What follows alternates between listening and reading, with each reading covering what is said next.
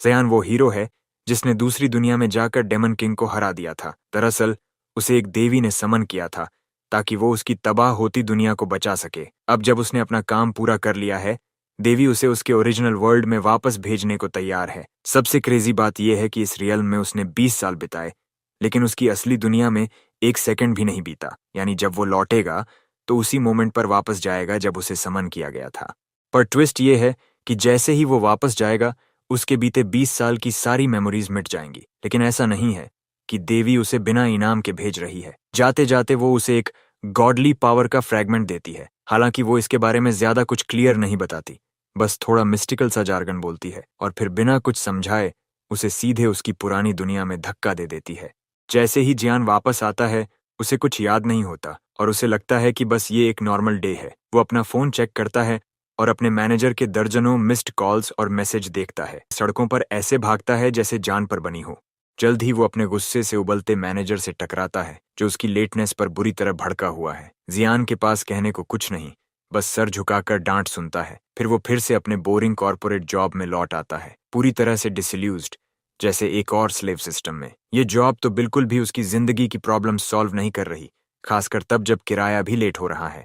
उसे अब multiple part time jobs पकड़ने की जरूरत है ताकि गुजारा हो सके। काश वो थोड़ा पहले ही अवेकेंड हो गया होता। तभी जैसे स्क्रिप्ट के मुताबिक उसके सामने एक सिस्टम विंडो फ्लैश होती है और वो अनलॉक कर लेता है एक यूनिक ट्रेड, वो भी एक ब्रोकन टाइप का, जिसे कहते हैं स्किल मास्टर। हाँ, जियान अब आखिरकार अवेकेंड हो गया है। अब थोड़ा बैकग्राउंड समझ लो। अवेकेंड लोग जैसे जियान, उन्हें यूजर्स कहा जाता है। पिछले 5 सालों में जैसे किसी फैंटेसी नॉवल से निकली ऑगमेंटेड रियलिटी पूरी दुनिया पर छा गई है। फील्ड्स धरती पर हर जगह पॉप होने लगे हैं और दुनिया अब इनसे मिलने वाले रिसोर्सेज पर चल रही है। यूजर्स को पावर मिलती है इन फील्ड्स को एक्सप्लोर और कंजर करने की। इन फील्ड्स में छोटे मोटे टास्क भी इतने पैसे दिलवा देते हैं कि इंसान आराम से जी सके। इसलिए हर कोई प्रोफेशनली यूजर बनना चाहता है। हाँ, ये रिस्की लाइफ है, मगर रिवॉर्ड्स काफी टेम्पटिंग होते हैं। खतरे से ज्यादा मिठास छुपी होती है, पर हर कोई टॉप पर नहीं पहुंचता। कुछ यूजर्स को स्टार्ट में ही टॉप टियर यूनिक ट्रेट मिल जाते हैं, बाकियों की किस्मत इतनी स्ट्रांग नहीं होती। यूजर्स की इस दुनिया के टॉप पर है मोहम्मद आल, दुनिया का नंबर 1 रैंक्ड यूजर। वो पहला इंसान है जिसने लेवल 70 टच किया है और उसके पास एसएस ग्रेड यूनिक ट्रेट है, ड्रैगन स्पीच। एक दिन मोहम्मद आल ने अपने ऑफिशियल यूट्यूब चैनल पर एक वीडियो अपलोड किया। टाइटल इतना इंट्रीगिंग था कि लोग खींचे चले आए। वीडियो में जो दिखा वो ऐसा पावर था जिसे देखकर कोई भी नजरें नहीं हटा सका। हर मैज की ड्रीम होती है ये जादू। जो लोग फैंटेसी नॉवेल्स पढ़ते हैं वो इसे पहचान गए। मीटियोर रेन, एक ऐसा विनाशकारी स्पेल जो सेकंड्स में जिंदगियां मिटा सकता है। जो भी देख रहा था सन्न रह गया। किसी ने नहीं सोचा था कि ऐसा जादू रियल में देखा जा सकता है। जो फील्ड मोहम्मद ने तबाह की वो ए ग्रेड थी और यहाँ तक कि लेवल 70 पर भी उसे अकेले क्लियर करना नामुमकिन होता है। मगर उन उल्काओं ने सब कुछ मिटा दिया, यहाँ तक कि ऐसे मॉन्स्टर्स को भी जो एक शहर को तबाह कर सकते थे।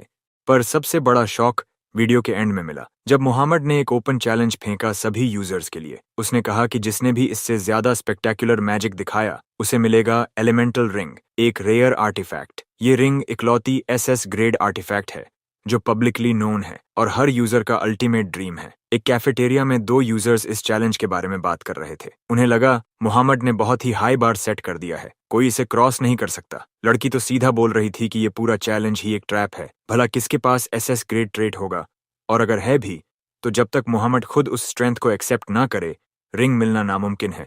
जैसा कि साफ था, मोहम्मद ने जो हाई बार सेट किया था उसे देखते हुए वो रिंग देने का कोई इरादा लेकर नहीं आया था। ये तो बस उसका एक फ्लेक्स था। उसका चैलेंज वाला वीडियो आग की तरह फैल गया और हर न्यूज चैनल पर यही सबसे हॉट टॉपिक बन गया। मोहम्मद का चैलेंज ऐसा लग रहा था जैसे कोई नामुमकिन मिशन हो जिसे कोई भी मैच नहीं कर सकता। फिर आता है हमारा बंदा जियान।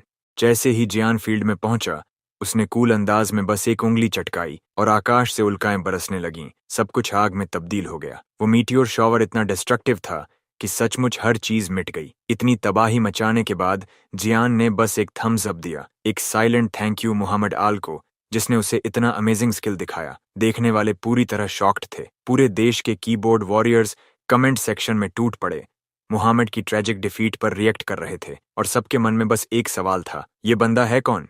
अब थोड़ा और लोअर टाइम, अवेकनिंग और यूनिक ट्रेट्स की दुनिया का। जब कोई यूजर अवेकन होता है तो उसे आमतौर पर एक यूनिक ट्रेट मिलता है। यूनिक ट्रेट असल में किसी खास स्किल की एफिशिएंसी को बूस्ट करता है जैसे किसी गेम में क्लास चुनना। कुछ फेमस यूनिक ट्रेड्स जो दुनिया को अब तक पता चले हैं, उनमें टॉप पर है ड्रैगन स्पीच, जो एक मेज को ड्रैगन से भी पावरफुल बना देता है।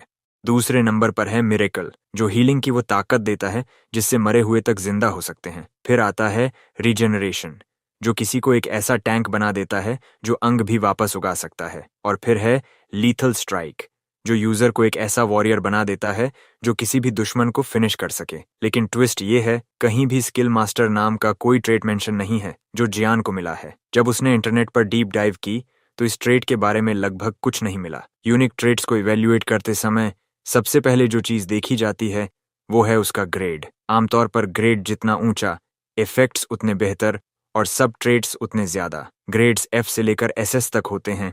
जियान ने जब अपना ट्रेट चेक किया तो वो था अननोन एक्स ग्रेड। फिर उसने अपने स्टैट्स देखे और फ्रैंकली वो काफी अंडरवेलमिंग थे। नेचुरली वो काफी डिसअपॉइंट हुआ। एक हाई ग्रेड ट्रेड से स्टैट बूस्ट मिलना एक्सपेक्टेड होता है, तो फिर उसके स्टैट्स इतने लो क्यों थे? इतने हाई ग्रेड ट्रेड के साथ ऐसे वीक स्टैट्स तो शायद ही किसी को मिलते हैं। उसने अपने सब ट्रेड्स देखे, अब तक सिर्फ 2 थे। फिर से डिसअपॉइंटमेंट। उसे उम्मीद थी कि कुछ ज्यादा होंगे। अब तक जियान बस कंफ्यूज था, उसके ट्रेड का कोई सॉलिड डेटा नहीं था। लेकिन जल्द ही उसे क्लैरिटी मिलने वाली थी। अगला सिस्टम प्रॉम्प्ट उसे एक ट्यूटोरियल क्वेस्ट देता है, कॉपी अ स्किल। अगर वो इस स्किल को एक्टिवेट करता है तो उसे मिलेंगे ड्वींसी एसपी। लेकिन एक कैच है, कॉपी की गई स्किल मिडनाइट होते ही ऑटोमेटिकली डिलीट हो जाएगी। ये क्वेस्ट पैनल तो काफी अनएक्सपेक्टेड था, लेकिन इससे भी ज्यादा शॉकिंग बात ये थी कि किसी की स्किल कॉपी करने के लिए उसे फील्ड में जाकर यूजर्स को एक्शन में देखना होगा। और उसके घटिया स्टैट्स को देखते हुए ये सीधा सुसाइड मिशन जैसा लग रहा था। पर अब उसके पास ज्यादा ऑप्शंस भी नहीं थे। उसे कोई स्किल ढूंढनी थी और क्वेस्ट पूरा करना था। तभी उसके दिमाग में एक आइडिया क्लिक करता है। उसे याद आता है मोहम्मद आल और उसका मीटियोर रेन वाला वीडियो। वो जैसे ही ब्रॉडकास्ट देखता है, सिस्टम उसे उस स्किल की सारी डिटेल्स दिखाने लगता है। और जब सिस्टम उसे स्किल कॉपी करने का ऑप्शन देता है, जियान हैरान रह जाता है। उसने सोचा भी नहीं था कि बस वीडियो देखकर बिना घर से बाहर निकले वो किसी स्किल को कॉपी कर सकता है। और इसी तरह जियान वो ओपन चैलेंज जीत कर सीधे सारे न्यूज चैनलों की हेडलाइन बन गया। जब मोहम्मद ने जियान का चेहरा न्यूज में देखा, वो बस मुस्कुरा दिया। उसकी सेक्रेटरी को हालांकि शक है कि एलिमेंटल रिंग इस तरह किसी को दे देना सही होगा या नहीं, पर मोहम्मद तो रिंग के बारे में ज्यादा सोच भी नहीं रहा था। उसे असली इंटरेस्ट इस बात में था कि जो स्किल उसने कुछ हफ्ते पहले सीखी थी, अब कोई और उसे यूज कर रहा था। सेक्रेटरी ने तर्क दिया कि ऐसे स्किल्स मीटियर रेन जैसे और भी हैं, पर मोहम्मद ने जोर दिया कि ये महज कोइंसिडेंस नहीं हो सकता, क्योंकि जो स्किल जियान ने अभी अभी सीखी है वो सिर्फ एसएस ग्रेड ही नहीं बल्कि नाम तक एग्जैक्ट सेम है। सेक्रेटरी अब भी कन्विंस नहीं थी। उसने पॉइंट आउट किया कि किसी ने अभी तक यह वेरीफाई नहीं किया है कि वो स्किल सच में एसएस ग्रेड है। मुमकिन है कि ये सब एक वेल स्टेज्ड पावर शो हो, लेकिन उसकी बातों से मोहम्मद का मन नहीं बदला। वो पक्का मान रहा था कि वो स्किल कम से कम एसएस ग्रेड है, ऊपर से एक यूनिक ट्रेड के साथ। फिर उसने सजेस्ट किया कि रिंग के साथ एक बिजनेस कार्ड भी दे दिया जाए। उसने कहा कि वो खुद रिंग डिलीवर नहीं करेगा क्योंकि थोड़ी सावधानी जरूरी है। साथ ही उसने ये भी कहा कि वो फ्यूचर में जूयन से फ्रेंडशिप चाहता है और ये मैसेज भी रिंग के साथ पहुंचा दिया जाए। कुछ देर बाद हम पाते हैं कि हमारा बंदा अपने ही अपलोड किए हुए वीडियो को बार बार लूप में देख रहा है, जैसे ये उसकी नई रिलीजन बन गई हो। वीडियो वायरल हो चुका है और बंदा पूरी तरह अपने ही हाइप में खो गया है। वो प्रैक्टिकली अपने फेम में ड्रंक था। उसी दौरान काउंटर पर बैठी एक छोटी बच्ची उसकी अटेंशन के लिए तड़प रही थी, लेकिन भाई साहब इतने जोन्ड आउट थे कि उसे नोटिस भी नहीं किया। आखिरकार उसके पिता का पेशेंस जवाब दे गया। वो आदमी क्लियरली पिस्ड था कि ये पर्टिकुलर कैशियर काम छोड़कर बैठा है। ग्राहकों को निपटाने के बाद जियान अपने कुर्सी पर धम्म से बैठ गया और एक लंबी हारी हुई सांस छोड़ी। ऐसा लग रहा था जैसे उसने वो चैलेंज जीता, लेकिन रिवॉर्ड में कुछ भी नहीं मिला। एसएस ग्रेड आइटम तो दूर की बात थी। कुछ दिन पहले तक वो बस एक नोबडी था, यूजलेस, इनविजिबल, कुछ भी करने में अक्षम। लेकिन जब से उसने अपना ट्रेट अवेकन किया है, उसमें थोड़ा सेल्फ बिलीफ आने लगा है। काश वो इतना पैसा कमा पाता कि आराम से जिंदगी बिताए। शायद मोहम्मद आल जितना स्ट्रांग बन पाता और पब्लिक की वाहवाही में नहाता। वो अब भी डे ड्रीम कर ही रहा था कि अचानक एक नोटिफिकेशन ने उसे झटका दे दिया। ये एक कमेंट था। मोहम्मद आल खुद उसकी वीडियो के नीचे लिख रहा था। द लेजेंड हिमसेल्फ ने वादा किया कि उसे अपने जीत का असली रिवॉर्ड मिलेगा। इंटरनेट एकदम पागल हो गया। बिग चीज ने आखिरकार पत्ता फेंका और हर कोई उफान में था। खुद जियान को भी यकीन नहीं हो रहा था। Cut to next scene. भाई साहब एक लग्जरी कार में सेक्रेटरी के बगल में बिल्कुल स्टिफ बैठे हैं। चेहरा वही पुराना एक्सप्रेशन, आधा शॉक, आधा what the hell is my life. घर लौटकर जियान उस रिंग को देखता रहा। उसे अब भी समझ नहीं आ रहा था कि यह सपना है या सिस्टम का कोई ग्लिच। तभी सिस्टम ने रिंग के स्टैट्स डिस्प्ले किए और वो पूरी तरह स्टैक्ड थे। हर एक stat S tier loot box level का क्रेजी था। तभी जियान को होश आया, अब गूंगे की तरह बैठने का टाइम नहीं है। ये रिंग उसे फील्ड्स में ट्रेनिंग का असली चांस देती है। लेकिन एक प्रॉब्लम थी, उसके पास प्रॉपर आर्मर खरीदने के पैसे भी नहीं थे। वीडियो से जो रेवेन्यू आया वो भी तब तक विदड्रॉ नहीं हो सकता जब तक वो अपनी आइडेंटिटी वेरीफाई ना करे, और वो ऐसा नहीं करना चाहता। तो वो बैठा और दिमाग चलाने लगा। उसने एक लूप होल निकाला। अपनी जान खतरे में डालने की बजाय वो फील्ड्स के बाहर इमरजेंसी हीलिंग सर्विसेज शुरू करेगा। हीलिंग वैसे भी लुक्रेटिव फील्ड है, सिर्फ एंट्रेंस पर ही लोगों को पैचअप करने से लाखों की कमाई हो जाती है। वो घमंडी हंटर्स जो हीलर्स का मजाक उड़ाते हैं, वो भी बिना हीलर के अंदर जाने की हिम्मत नहीं करते। जियान ने एक C grade healing skill copy की थी जो फ्रैक्चर, अंग कटने और एफ ग्रेड स्टेटस एलिमेंट्स तक हील कर सकती थी। फ्रैक्चर के लिए 200,000 वॉन, कटे हुए अंगों के लिए 500,000 और स्टेटस एलिमेंट्स के लिए 700,000 वॉन मिलते हैं। एक दिन की कमाई के लिए बुरा नहीं। अगली सुबह जियान सोल ग्रैंड पार्क के पास डी रैंक स्वैम्प फील्ड के बाहर कैंप लगा लेता है। उसने लो टियर स्पॉट जानबूझकर नहीं चुना था, बस बाकी सब प्राइम लोकेशंस पहले ही बुक हो चुके थे। कोई कस्टमर नहीं था तो वो बोर होकर फोन स्क्रॉल करने लगता है और सोचता है कि अगली बार कुछ मजेदार लेकर आएगा टाइम पास के लिए। कम से कम यहाँ मॉन्स्टर्स से कुचले जाने का डर नहीं है, ये तो सेफ जोन है। या वो यही सोच रहा था, अचानक एक आदमी उसकी ओर तूफान की तरह भागता हुआ आता है। उसकी बाहों में एक बुरी तरह घायल औरत है। वो आदमी इतना टेरिफाइंग है जैसे कोई इंसानी रूप में तूफान हो। जियान पूरी तरह जम जाता है, सांस लेना तक भूल जाता है। वो आदमी गुस्से में दहाड़ता है, हील करो। पर जियान को उसका टोन जरा भी पसंद नहीं आता। उसे ये ठीक वैसा ही लगता है जैसे वो एंटाइटल्ड ग्राहक जो कन्वीनियंस स्टोर में खुद को राजा समझते थे। भले ही ये हीलिंग स्किल उसकी ओरिजिनल ना हो, लेकिन सी ग्रेड में ये काफी सॉलिड ऑप्शन था। कोई तरीका नहीं कि वो इसे किसी ऐसे रैंडम पर वेस्ट करे जो ढंग से रिक्वेस्ट भी नहीं कर सकता। भाई तो फटने ही वाला था जब उस आदमी ने एक मोटी सी 200,000 वॉन की स्टैक सामने फेंकी। जियान तुरंत कस्टमर सर्विस मोड में शिफ्ट हो गया, रिस्पेक्ट मोड ऑन कर दिया। लेकिन जल्दी ही पछतावा होने लगा जब उसने उस औरत का कटा हुआ हाथ देखा। उसके पेट में मरोड़ सी उठी। वो आदमी हाथ को सही पोजीशन में सेट करता है और हीलिंग शुरू करने को कहता है। जियान खुद को मजबूर करता है। वो घाव इतना ग्रूसम था कि हवा तक सिहर उठे। उसे यकीन नहीं था कि उसका सी ग्रेड स्किल इसे पूरी तरह हील कर पाएगा, लेकिन बिना ट्राई किए कैसे माने। तो वो लाइट ऑफ रिकवरी एक्टिवेट करता है। क्लाइंट्स को सर्व करने के बाद जियान अपने रूम में बेड पर फैला पड़ा है, जैसे आत्मा आधी निकल गई हो। पैसे तो अच्छे मिले, लेकिन स्किल को 3 बार यूज करना पड़ा जिसने उसे पूरी तरह ड्रेन कर दिया। अगर एलिमेंटल रिंग ना होती तो ये मुमकिन ही नहीं था। लेकिन जो बात उसे ज्यादा परेशान कर रही थी, वो पार्टी इतनी बुरी तरह कैसे हार गई।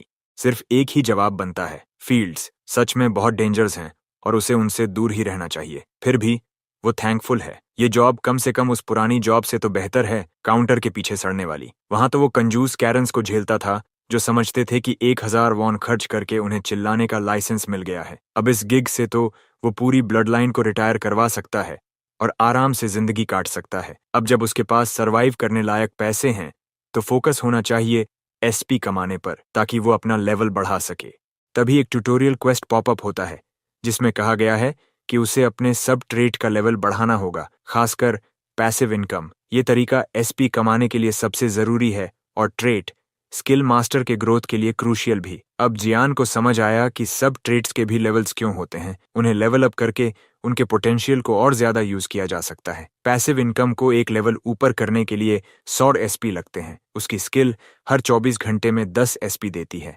मजेदार बात यह है कि अगर वो 100 एसपी खर्च करके पैसिव इनकम को लेवल अप कर ले तो उसे 100 एसपी वापस मिलेंगे बतौर क्वेस्ट कंप्लीशन रिवॉर्ड। बेसिकली ये तो विन विन सिचुएशन है। ऊपर से वो एक नया सब ट्रेड भी अनलॉक कर लेगा। तो अब ये नो ब्रेनर है, उसे ये अपग्रेड करना ही होगा। एसपी चेक करने के बाद उसे पता चलता है कि अगले 3 दिन इंतजार करना पड़ेगा ताकि पूरे पॉइंट्स इकट्ठा हो सकें। इन 3 दिनों में वो फैसला करता है कि कुछ न्यू स्किल कॉम्बिनेशंस ट्राई करेगा। इसी बीच रूम सर्विस वाले उसे वो टेस्टी खाना सर्व कर देते हैं जो उसने ऑर्डर किया था। सामने खाना सजा देख वो खाने में लग जाता है और साथ ही वो दूसरे यूनिक ट्रेट यूजर्स की वीडियो देखने लगता है। वो खास तौर पर एस ग्रेड या उससे ऊपर की स्किल्स पर फोकस करता है जो अब लगभग सिर्फ लेजेंड्स में ही मिलती हैं। ये स्किल्स कॉपी करना एक्साइटिंग है, लेकिन सच्चाई ये है कि ये स्किल्स मिडनाइट के बाद गायब हो जाती हैं। इसका सॉल्यूशन वो सब वीडियो अपने फोन में रिकॉर्ड कर लेता है ताकि बार बार देख सके। उसे अब भी यकीन नहीं होता कि मोहम्मद आल एक एंजल की तरह प्रकट हुआ और अपनी एसएस ग्रेड स्किल दिखाई जो जियान ने कॉपी कर ली। लेकिन अब भी उसे ये समझना है कि ये स्किल्स लंबे समय तक कैसे सेव रखी जाए। शायद अगर वो स्किल मास्टर ट्रेड को काफी ऊपर ले जाए तो सारी स्किल्स हमेशा के लिए उसकी हो सकती हैं। अब वो वीडियोस को प्लेलिस्ट में ऑर्गेनाइज करता है, कौन सी स्किल्स अभी यूज करनी है और कौन सी बाद में। बॉडी हार्डनिंग, टेलीपोर्टेशन सब ऐड कर देता है एक के बाद एक। कई घंटों की बिंज वॉचिंग के बाद वो अपने चेहरे और टेबल को वाइप करता है और पेट एकदम हीलियम बलून की तरह फूला हुआ है, जैसे अभी फटेगा। वो खुश है क्योंकि उसने अपना फ्यूचर सिक्योर कर लिया है। उसने यूजर एसोसिएशन में खुद को बतौर हीलर रजिस्टर कर लिया है। इतने सारे स्किल्स के साथ उसका वैल्यू अब बस ऊपर ही जाएगा। अब उसे उस दिन का इंतजार है जब सारे हॉट बस्टेड चिक्स उसकी एक झलक के लिए लाइन लगाएंगी। अगले दिन जैसे ही वो फील्ड्स के बाहर बैठा होता है, कुछ दिन पहले की वो घायल गॉडेस उसके पास आती है थैंक यू कहने।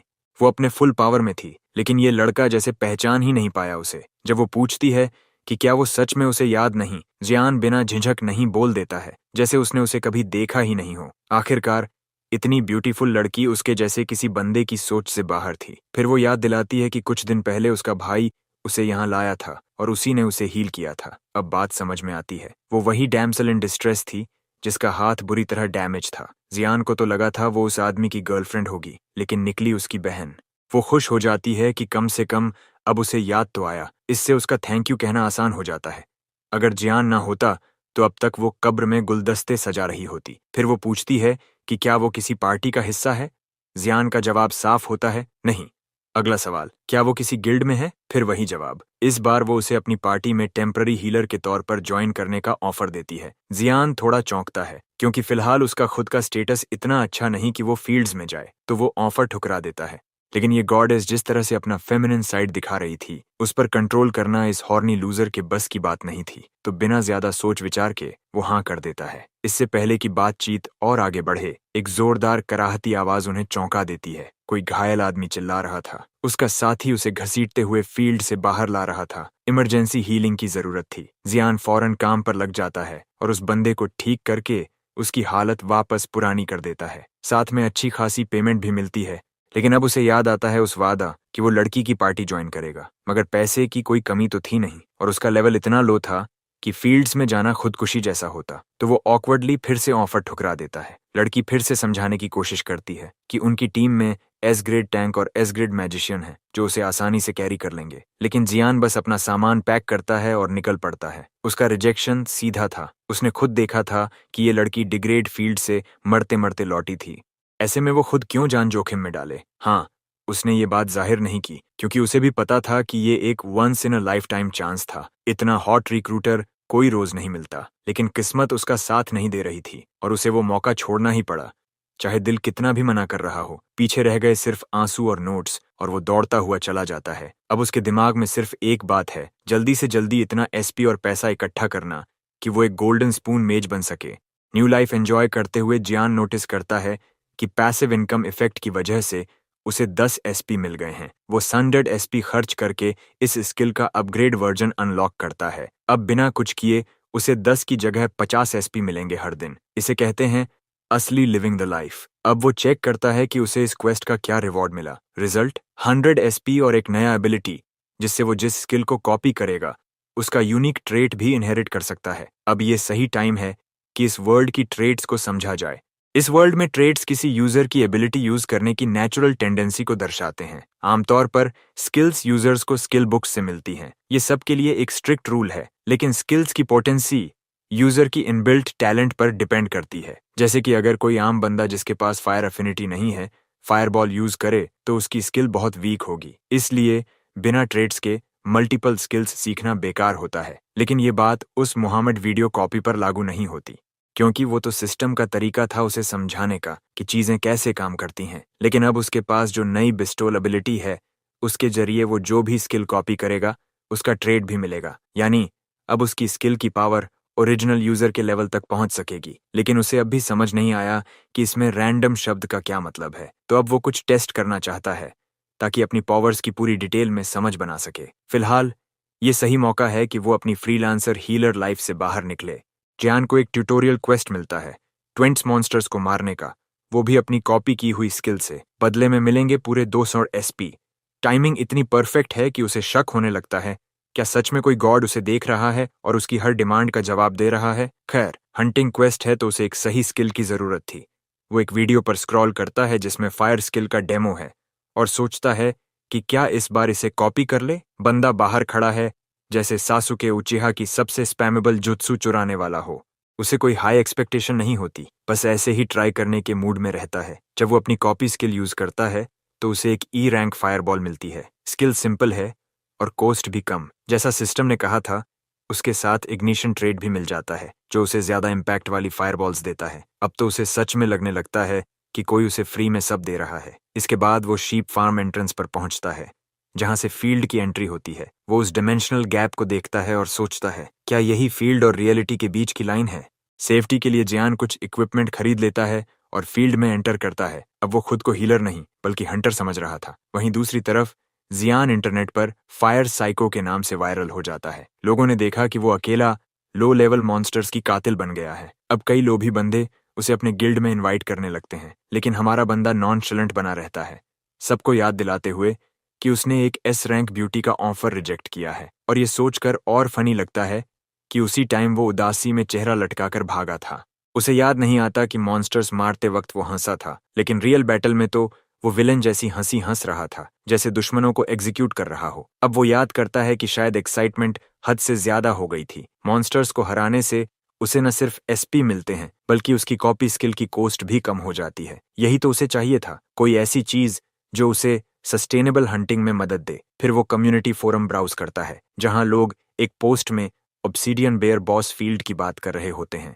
कमेंट्स में लोग शॉक में हैं कि वो फायर साइको बंदा बिना कोई इक्विपमेंट लो लेवल पर ही ऑब्सीडियन बियर को हरा चुका है। वहीं जियान सोचता है कि वो ये सिर्फ इसलिए कर पाया क्योंकि उसने फायरबॉल्स स्पैम की थीं और कुछ खास नहीं किया। तभी उसे एक जोरदार रियलाइजेशन हिट करता है, जैसे किसी इसेकाई प्रोटैगनिस्ट को ट्रक ने टक्कर मार दी हो। उसे याद आता है कि सबसे स्ट्रॉन्ग यूजर मोहम्मद ने उसे एक गिफ्ट दिया था, वो रिंग जिसके लिए अब तक वो इंडेटेड है। अब थोड़ा फ्लैशबैक करते हैं कुछ दिन पहले की बात, जब ऑब्सीडियन बेयर रेड हुआ था। वो बॉस मॉन्स्टर पूरी पार्टी पर तबाही मचा रहा था, जिससे टैंक्स को सामने आकर उसकी रेज रोकनी पड़ी। बाकी मैजेस को पीछे से सेफ रहना था। जियान को इस बॉस को हराने का एक क्वेस्ट मिला था और वो खुश था क्योंकि इसके बदले 500 स्टोरी पॉइंट्स मिलने वाले थे। बियर इतना वियर्ड लुकिंग था कि सब डर गए थे। तभी जियान ने एक सिंपल फायरबॉल छोड़ी और मॉन्स्टर को हैवी डैमेज दे मारा। पार्टी लीडर चौंक गया और तुरंत उस फायर मैच की तरफ देखा जो ऐसे खड़ा था जैसे कुछ हुआ ही नहीं। अब बियर पे लगातार फायरबॉल्स गिर रही थीं जब तक वो गिर न पड़ा। पूरी पार्टी हैरान थी, पूछ रही थी क्या ये खत्म हो गया। लेकिन तभी बियर एक जोरदार गर्जना करता है और अपनी ए रैंक स्किल अनलीश करता है, जिससे सबकी स्टैट्स डाउन हो जाती हैं। ये था उसका बर्जर्क स्टेट, जो सेकंड स्टेज थी। भले ही उन्होंने भारी डैमेज दिया था, अब पार्टी के ज्यादातर मेंबर्स खड़े रहने लायक भी नहीं बचे थे। अब बियर सीधा पार्टी लीडर पर अटैक करता है, जो मुश्किल से अपनी तलवार से डिफेंड कर रहा है। बाकी टीम पूरी तरह यूजलेस हो गई है, सिवाय एक के। सिस्टम जियान को एक एडिशनल क्वेस्ट देता है बॉस की स्किल कॉपी करने का, और इस डेमो के लिए उसे एक फ्री कॉपी स्लॉट भी मिल जाता है ताकि वो तुरंत इसे यूज कर सके। सिस्टम में मौजूद बिल्ट इन अप्रेजल इफेक्ट से वो मॉन्स्टर की स्किल को कॉपी करने से पहले इंस्पेक्ट भी कर सकता है। ऑब्सीडियन बेयर्स रोर की सारी डिटेल्स उसकी आंखों के सामने फ्लैश होती हैं और वो तुरंत कॉपी इफेक्ट को एक्टिवेट करता है। जियान अब बॉस मॉन्स्टर की स्किल इनहेरिट कर लेता है, लेकिन एक ट्विस्ट है। कॉपी स्किल में एक नर्फ जुड़ा होता है जो रैंडमली उसकी किसी एक कंडीशन को डिलीट कर देता है। इस बार स्किल से 50% हेल्थ की रिक्वायरमेंट हट जाती है, जिससे वो स्किल को पूरी पावर के साथ कभी भी यूज कर सकता है। जियान सच में कंफ्यूज है कि कोई स्किल बिना कॉस्ट और बिना कंडीशन के कैसे यूज हो सकती है। ये तो पूरी तरह हैक जैसा लग रहा है, लेकिन स्किल सिर्फ मिडनाइट तक ही एक्टिव रहेगी। इसीलिए वो मौके का पूरा फायदा उठाता है और अपनी खुद की रोर छोड़ता है। जियान की ऑब्सीडियन बेयर्स रोर पूरी पार्टी को स्टनलॉक कर देती है और उनकी स्टैट्स घटने लगती हैं। सबको लगता है कि बियर ने दोबारा दहाड़ मारी है, लेकिन रियल में ये तो जियान था। इसका असर, सबकी स्टैट्स डाउन और जियान की स्टैट्स 9 पॉइंट्स से बूस्ट। अब इसे कहते हैं रियल चीट कोड। जियान बिना किसी डर के उसकी ओर बढ़ता है। वो एक उंगली से आसमान की ओर इशारा करता है स्माइल के साथ, और फिर एक गगनचुंबी जैगेंटिक फायरबॉल बना देता है जो बियर पर कहर बनकर गिरती है। पूरा ग्रुप सन्न रह जाता है। जियान ने ऑब्सीडियन बेयर को अकेले ही तबाह कर दिया था। जैसे ही फील्ड बॉस हारता है, हमारा लड़का 2 लेवल्स ऊपर चला जाता है और वो कॉपी की हुई स्किल भी रख सकता है। ये खास इवेंट सिर्फ इसलिए हुआ क्योंकि ट्यूटोरियल क्वेस्ट ने दिखाया कि बॉस स्किल्स भी कॉपी की जा सकती हैं। साथ ही उसे मिलते हैं पूरे 700 एसपी पॉइंट्स, मतलब बंदा अब सच में लिविंग द लाइफ है। मॉन्स्टर की हार के बाद ग्रुप रोर करता है। सब चिल्ला रहे हैं कि वो कितना कूल लग रहा था जब उसने अकेले फील्ड बॉस को संभाला। ये सीन उसे उस टाइम की याद दिलाता है जब उसने फॉरेन रेल में डेमन लॉर्ड को हराया था। सिस्टम अब ऑब्सीडियन बेयर की आत्मा को एब्जॉर्ब करता है और जियान की स्टैट्स को भी बूस्ट करता है। आत्मा की बात तो जियान ने अब तक सिर्फ सुनी थी, देखी पहली बार है। आइए थोड़ा डिटेल में समझते हैं। बॉस मॉन्स्टर्स आमतौर पर फील्ड से 10 लेवल्स ऊपर होते हैं, यानी अगर कोई हाई लेवल प्लेयर उन्हें मारने आए तो फील्ड तुरंत कॉप्स वैनिश कर देता है, जिससे कोई वैल्यूएबल ड्रॉप नहीं मिलता। इसलिए स्मर्फिंग यहाँ काम नहीं आता। लेकिन असली वजह जिससे प्लेयर्स फील्ड बॉसेस को मारना चाहते हैं वो होती है बॉस आइटम ड्रॉप। और हमारे केस में किस्मत काम आई, क्योंकि उनमें से एक बंदे को ऑब्सीडियन बेयर का ड्रॉप मिल जाता है। ऐसे आइटम ड्रॉप्स ही प्लेयर्स की मेहनत को वर्थ बनाते हैं और बॉस की बॉडी को भी बाद में अच्छे दामों में बेचा जा सकता है। लेकिन जियान तो अभी भी गीकिंग आउट कर रहा है, क्योंकि उसकी स्ट्रेंथ स्टैट अपग्रेड हुई है। रेड में पार्टिसिपेशन का सबसे बेस्ट पार्ट ये है कि बॉस की हार के बाद सबको एक परमानेंट स्टैट इंक्रीज मिलता है। जियान की पार्टी तो उस पर पूरी तरह हेड ओवर हील्स है। सब खुलेआम कह रहे हैं कि उसी की वजह से ये रेड इतनी आसानी से हो गया। रेड लीडर ये भी बताता है कि उसने तो सोच रखा था कि जैसे ही बियर बर्जर्क होगा उसकी टीम को भारी चोटें आएंगी, लेकिन जियान की मेहनत से उन्हें अब ऐसी कोई टेंशन नहीं है। अब वो स्टेटस विंडो पर जाता है और देखता है कि बॉस से जो आइटम गिरा है वो क्या है। आइटम वैल्यूएबल तो है, लेकिन उसमें एक एक्टिवेशन कंडीशन है। प्लेयर की हेल्थ 30% से नीचे होनी चाहिए, यानी जब आप लगभग लास्ट लेग पर हों तभी वो काम देगा। खैर, रेड लीडर बोलता है कि सारे ड्रॉप्स प्लेयर एसोसिएशंस जजमेंट से डिस्ट्रीब्यूट होंगे। तभी एक अजीब सा बंदा बोलता है कि वो बॉस आइटम वहीं की वहीं खरीदना चाहता है, 90% वैल्यू कैश में देगा। बाकी पार्टी मेंबर्स फुसफुसाने लगते हैं इन अपॉर्चुनिस्ट्स के बारे में, जो बस तब आते हैं जब कोई बॉस आइटम गिरा हो। इनका एक ही मकसद होता है, स्पेशल आइटम्स कलेक्ट करना, इसलिए इन्हें बॉस आइटम हंटर्स कहा जाता है। मगर इस केस में चूंकि वो अच्छा दाम दे रहा है तो बात बुरी नहीं लग रही। फिर भी जियान थोड़ा स्केप्टिकल है और उसकी डिटेक्टर स्किल तो पूरी तरह फ्रीकिंग आउट कर रही है।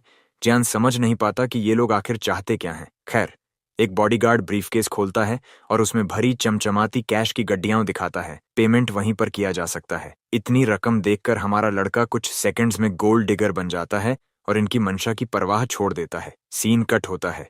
जियान फिर से अपनी उसी बोरिंग फील्ड में बैठा होता है। भाई अब डिप्रेशन में है, क्योंकि उसे 10 मिलियन वॉन कमाने के बाद भी कोई सेटिस्फैक्शन नहीं मिल रहा। इसकी वजह जियान को रेक्टास लेदर आर्मर सेट का शौक चढ़ गया है और ये सेट पूरे 76 मिलियन का है। इतना सुनकर उसका दिल ही टूट जाता है। जब उसे पता चला कि स्टॉक में सिर्फ 2 ही सेट बचे हैं तो उसे लगने लगा जैसे वो कोई बड़ा लॉस झेल रहा हो या किसी पुअर लाइफ में जी रहा हो, जबकि सच्चाई बस इतनी है कि भाई का टेस्ट ही बहुत एक्सपेंसिव है। खैर, अब उसका शातिर दिमाग इस वक्त सिर्फ हंटिंग और पॉइंट्स कमाने पर फोकस कर रहा है। वो स्टेटस विंडो ओपन करता है और ट्यूटोरियल क्वेस्ट के रिवॉर्ड्स एक्सेस करता है। किस्मत से उसे अब बॉस मॉन्स्टर स्किल्स मिल सकती हैं, मगर स्किल थोड़ी रिस्की है, क्योंकि इसके लिए उसकी हेल्थ 50% से नीचे गिरनी चाहिए। लेकिन कोई बात नहीं, क्योंकि उसे तो सबसे ज्यादा मजा अपनी फायर स्किल अब्यूज करने में आता है। अभी उसके पास कोई कस्टमर नहीं है, तो वो कुछ पॉइंट्स इन्वेस्ट करता है ताकि अपनी स्टैट्स को और बूस्ट कर सके। अब उसके सामने कई ऑप्शंस हैं, जैसे अगर वो फैंटेसी रूट पकड़े तो एक इनक्रेडिबल वॉरियर बन सकता है। मगर भाई इतना रिस्क नहीं लेना चाहता जब हर दिन यहाँ खतरा सिर पर मंडरा रहा हो। तभी उसे मैजिक पावर में एक शिफ्ट महसूस होती है, तो वो 500 पॉइंट्स स्पेंड करता है अपनी कॉपी स्किल को अपग्रेड करने में, जिससे उसे हर दिन एक एक्स्ट्रा कॉपी यूज का मौका मिलेगा। ये तो उसके लिए काफी एक्साइटिंग न्यूज है। ट्यूटोरियल क्वेस्ट उसे ये भी बताता है कि सिर्फ डेली क्वेस्ट्स ही एक सटीक तरीका है एसपी पॉइंट्स कमाने का। उसे एक डेली क्वेस्ट मिलती है जिसमें उसे 2 बार कॉपी स्किल यूज करनी है, एकदम सिंपल टास्क, जिससे उसे 80 स्टोरी पॉइंट्स पक्के मिल सकते हैं। ये सोचकर उसे क्यूरियोसिटी होती है कि अगर वो एक ही स्किल को 2 बार कॉपी करे तो क्या होगा। वो एक वीडियो देखता है और फिर हीलिंग लाइट स्किल कॉपी करता है। उसे पाने के बाद वो सोचता है कि अब अगर वो दोबारा इसे कॉपी करेगा तो क्या बदलेगा। वो फिर से ट्राई करता है, लेकिन सिस्टम वार्निंग देता है कि ये स्किल पहले ही कॉपी हो चुकी है। मगर भाई कब किसी की सुनता है। वो इग्नोर करता है और दोबारा स्किल कॉपी करता है और ये काम कर भी जाता है। फिर वो अपनी बोर्ड की साइन को अपडेट करता है, जिसमें अब लिखा है कि वो हीलिंग सर्विस देगा, साथ में एक 5% EXP बफ हर 1 मिलियन वॉन में। ये रियर ऑफर बहुत सारे प्लेयर्स को अपनी ओर खींच लाता है। अब भाई पूरे बिजनेसमैन मोड में है और जोर से अपना ऑफर सबको बता रहा है।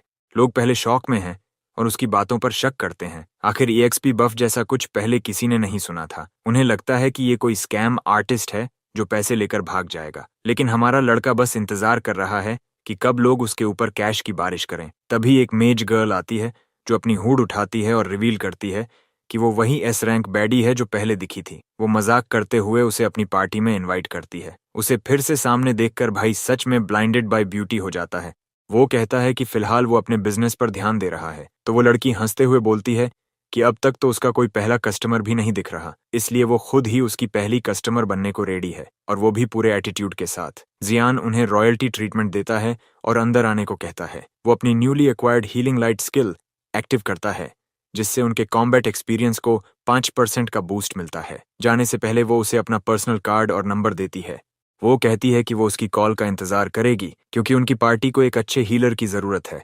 और लगता है जैसे फाइन नाम की ये लड़की तो जियान के पीछे सच में पागल हो चुकी है। उससे भी बढ़कर वो एक बड़ा फेवर करती है, सबके सामने उसकी सर्विस की वैलिडिटी कंफर्म करके। इससे पूरा क्राउड टूट पड़ता है उसके ऊपर। सब उस सर्विस को पाने के लिए मर रहे हैं। भाई अब सच में फिल्थी रिच फील कर रहा है जब लोग उसके चेहरे पर नोट चिपका रहे हैं। अब जब सब चल रहा है, चलिए फिर से फाइन और उसके भाई की तरफ लौटते हैं।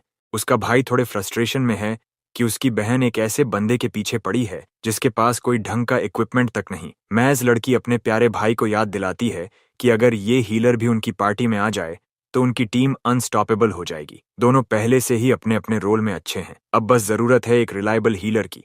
और फिर बात आती है उस लड़के की जो EXP बफ्स भी दे सकता है। ये तो सीधा जैकपॉट है अगर वो उनकी टीम में शामिल हो जाए। फिर भी उसका भाई थोड़ा संदेह में है क्योंकि वो एक न्यूबी से डील कर रहे हैं, लेकिन मैज को लगता है कि यही तो सबसे अच्छा हिस्सा है। जब तक बाकी लोग जियान को पहचाने तब तक वो उसे पहले ही पकड़ लेंगे।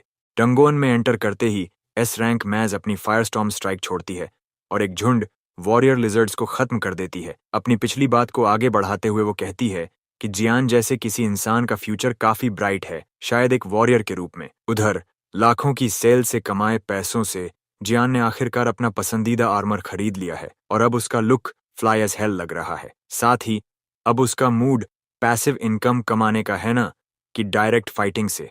तो वो सिस्टम स्क्रीन से छेड़छाड़ करता है और जानता है कि उसे हर दिन डिफॉल्ट ऑम्वर में 50 से 200 पॉइंट्स मिल सकते हैं। मतलब अगर वो कुछ न भी करे तो भी उसके SP पॉइंट्स डेली बढ़ते रहेंगे। अब वो अपने स्किल कॉपी लेवल 3 के खर्च की कैलकुलेशन करता है और तब उसे झटका लगता है। अगला लेवल पाने के लिए पूरे 4000 पॉइंट्स लगेंगे। अच्छी बात यह है कि डेली क्वेस्ट्स काफी पॉइंट्स देती हैं, यानी अगर हर दिन 200 पॉइंट्स मिले तो उसे 39 दिन लगेंगे।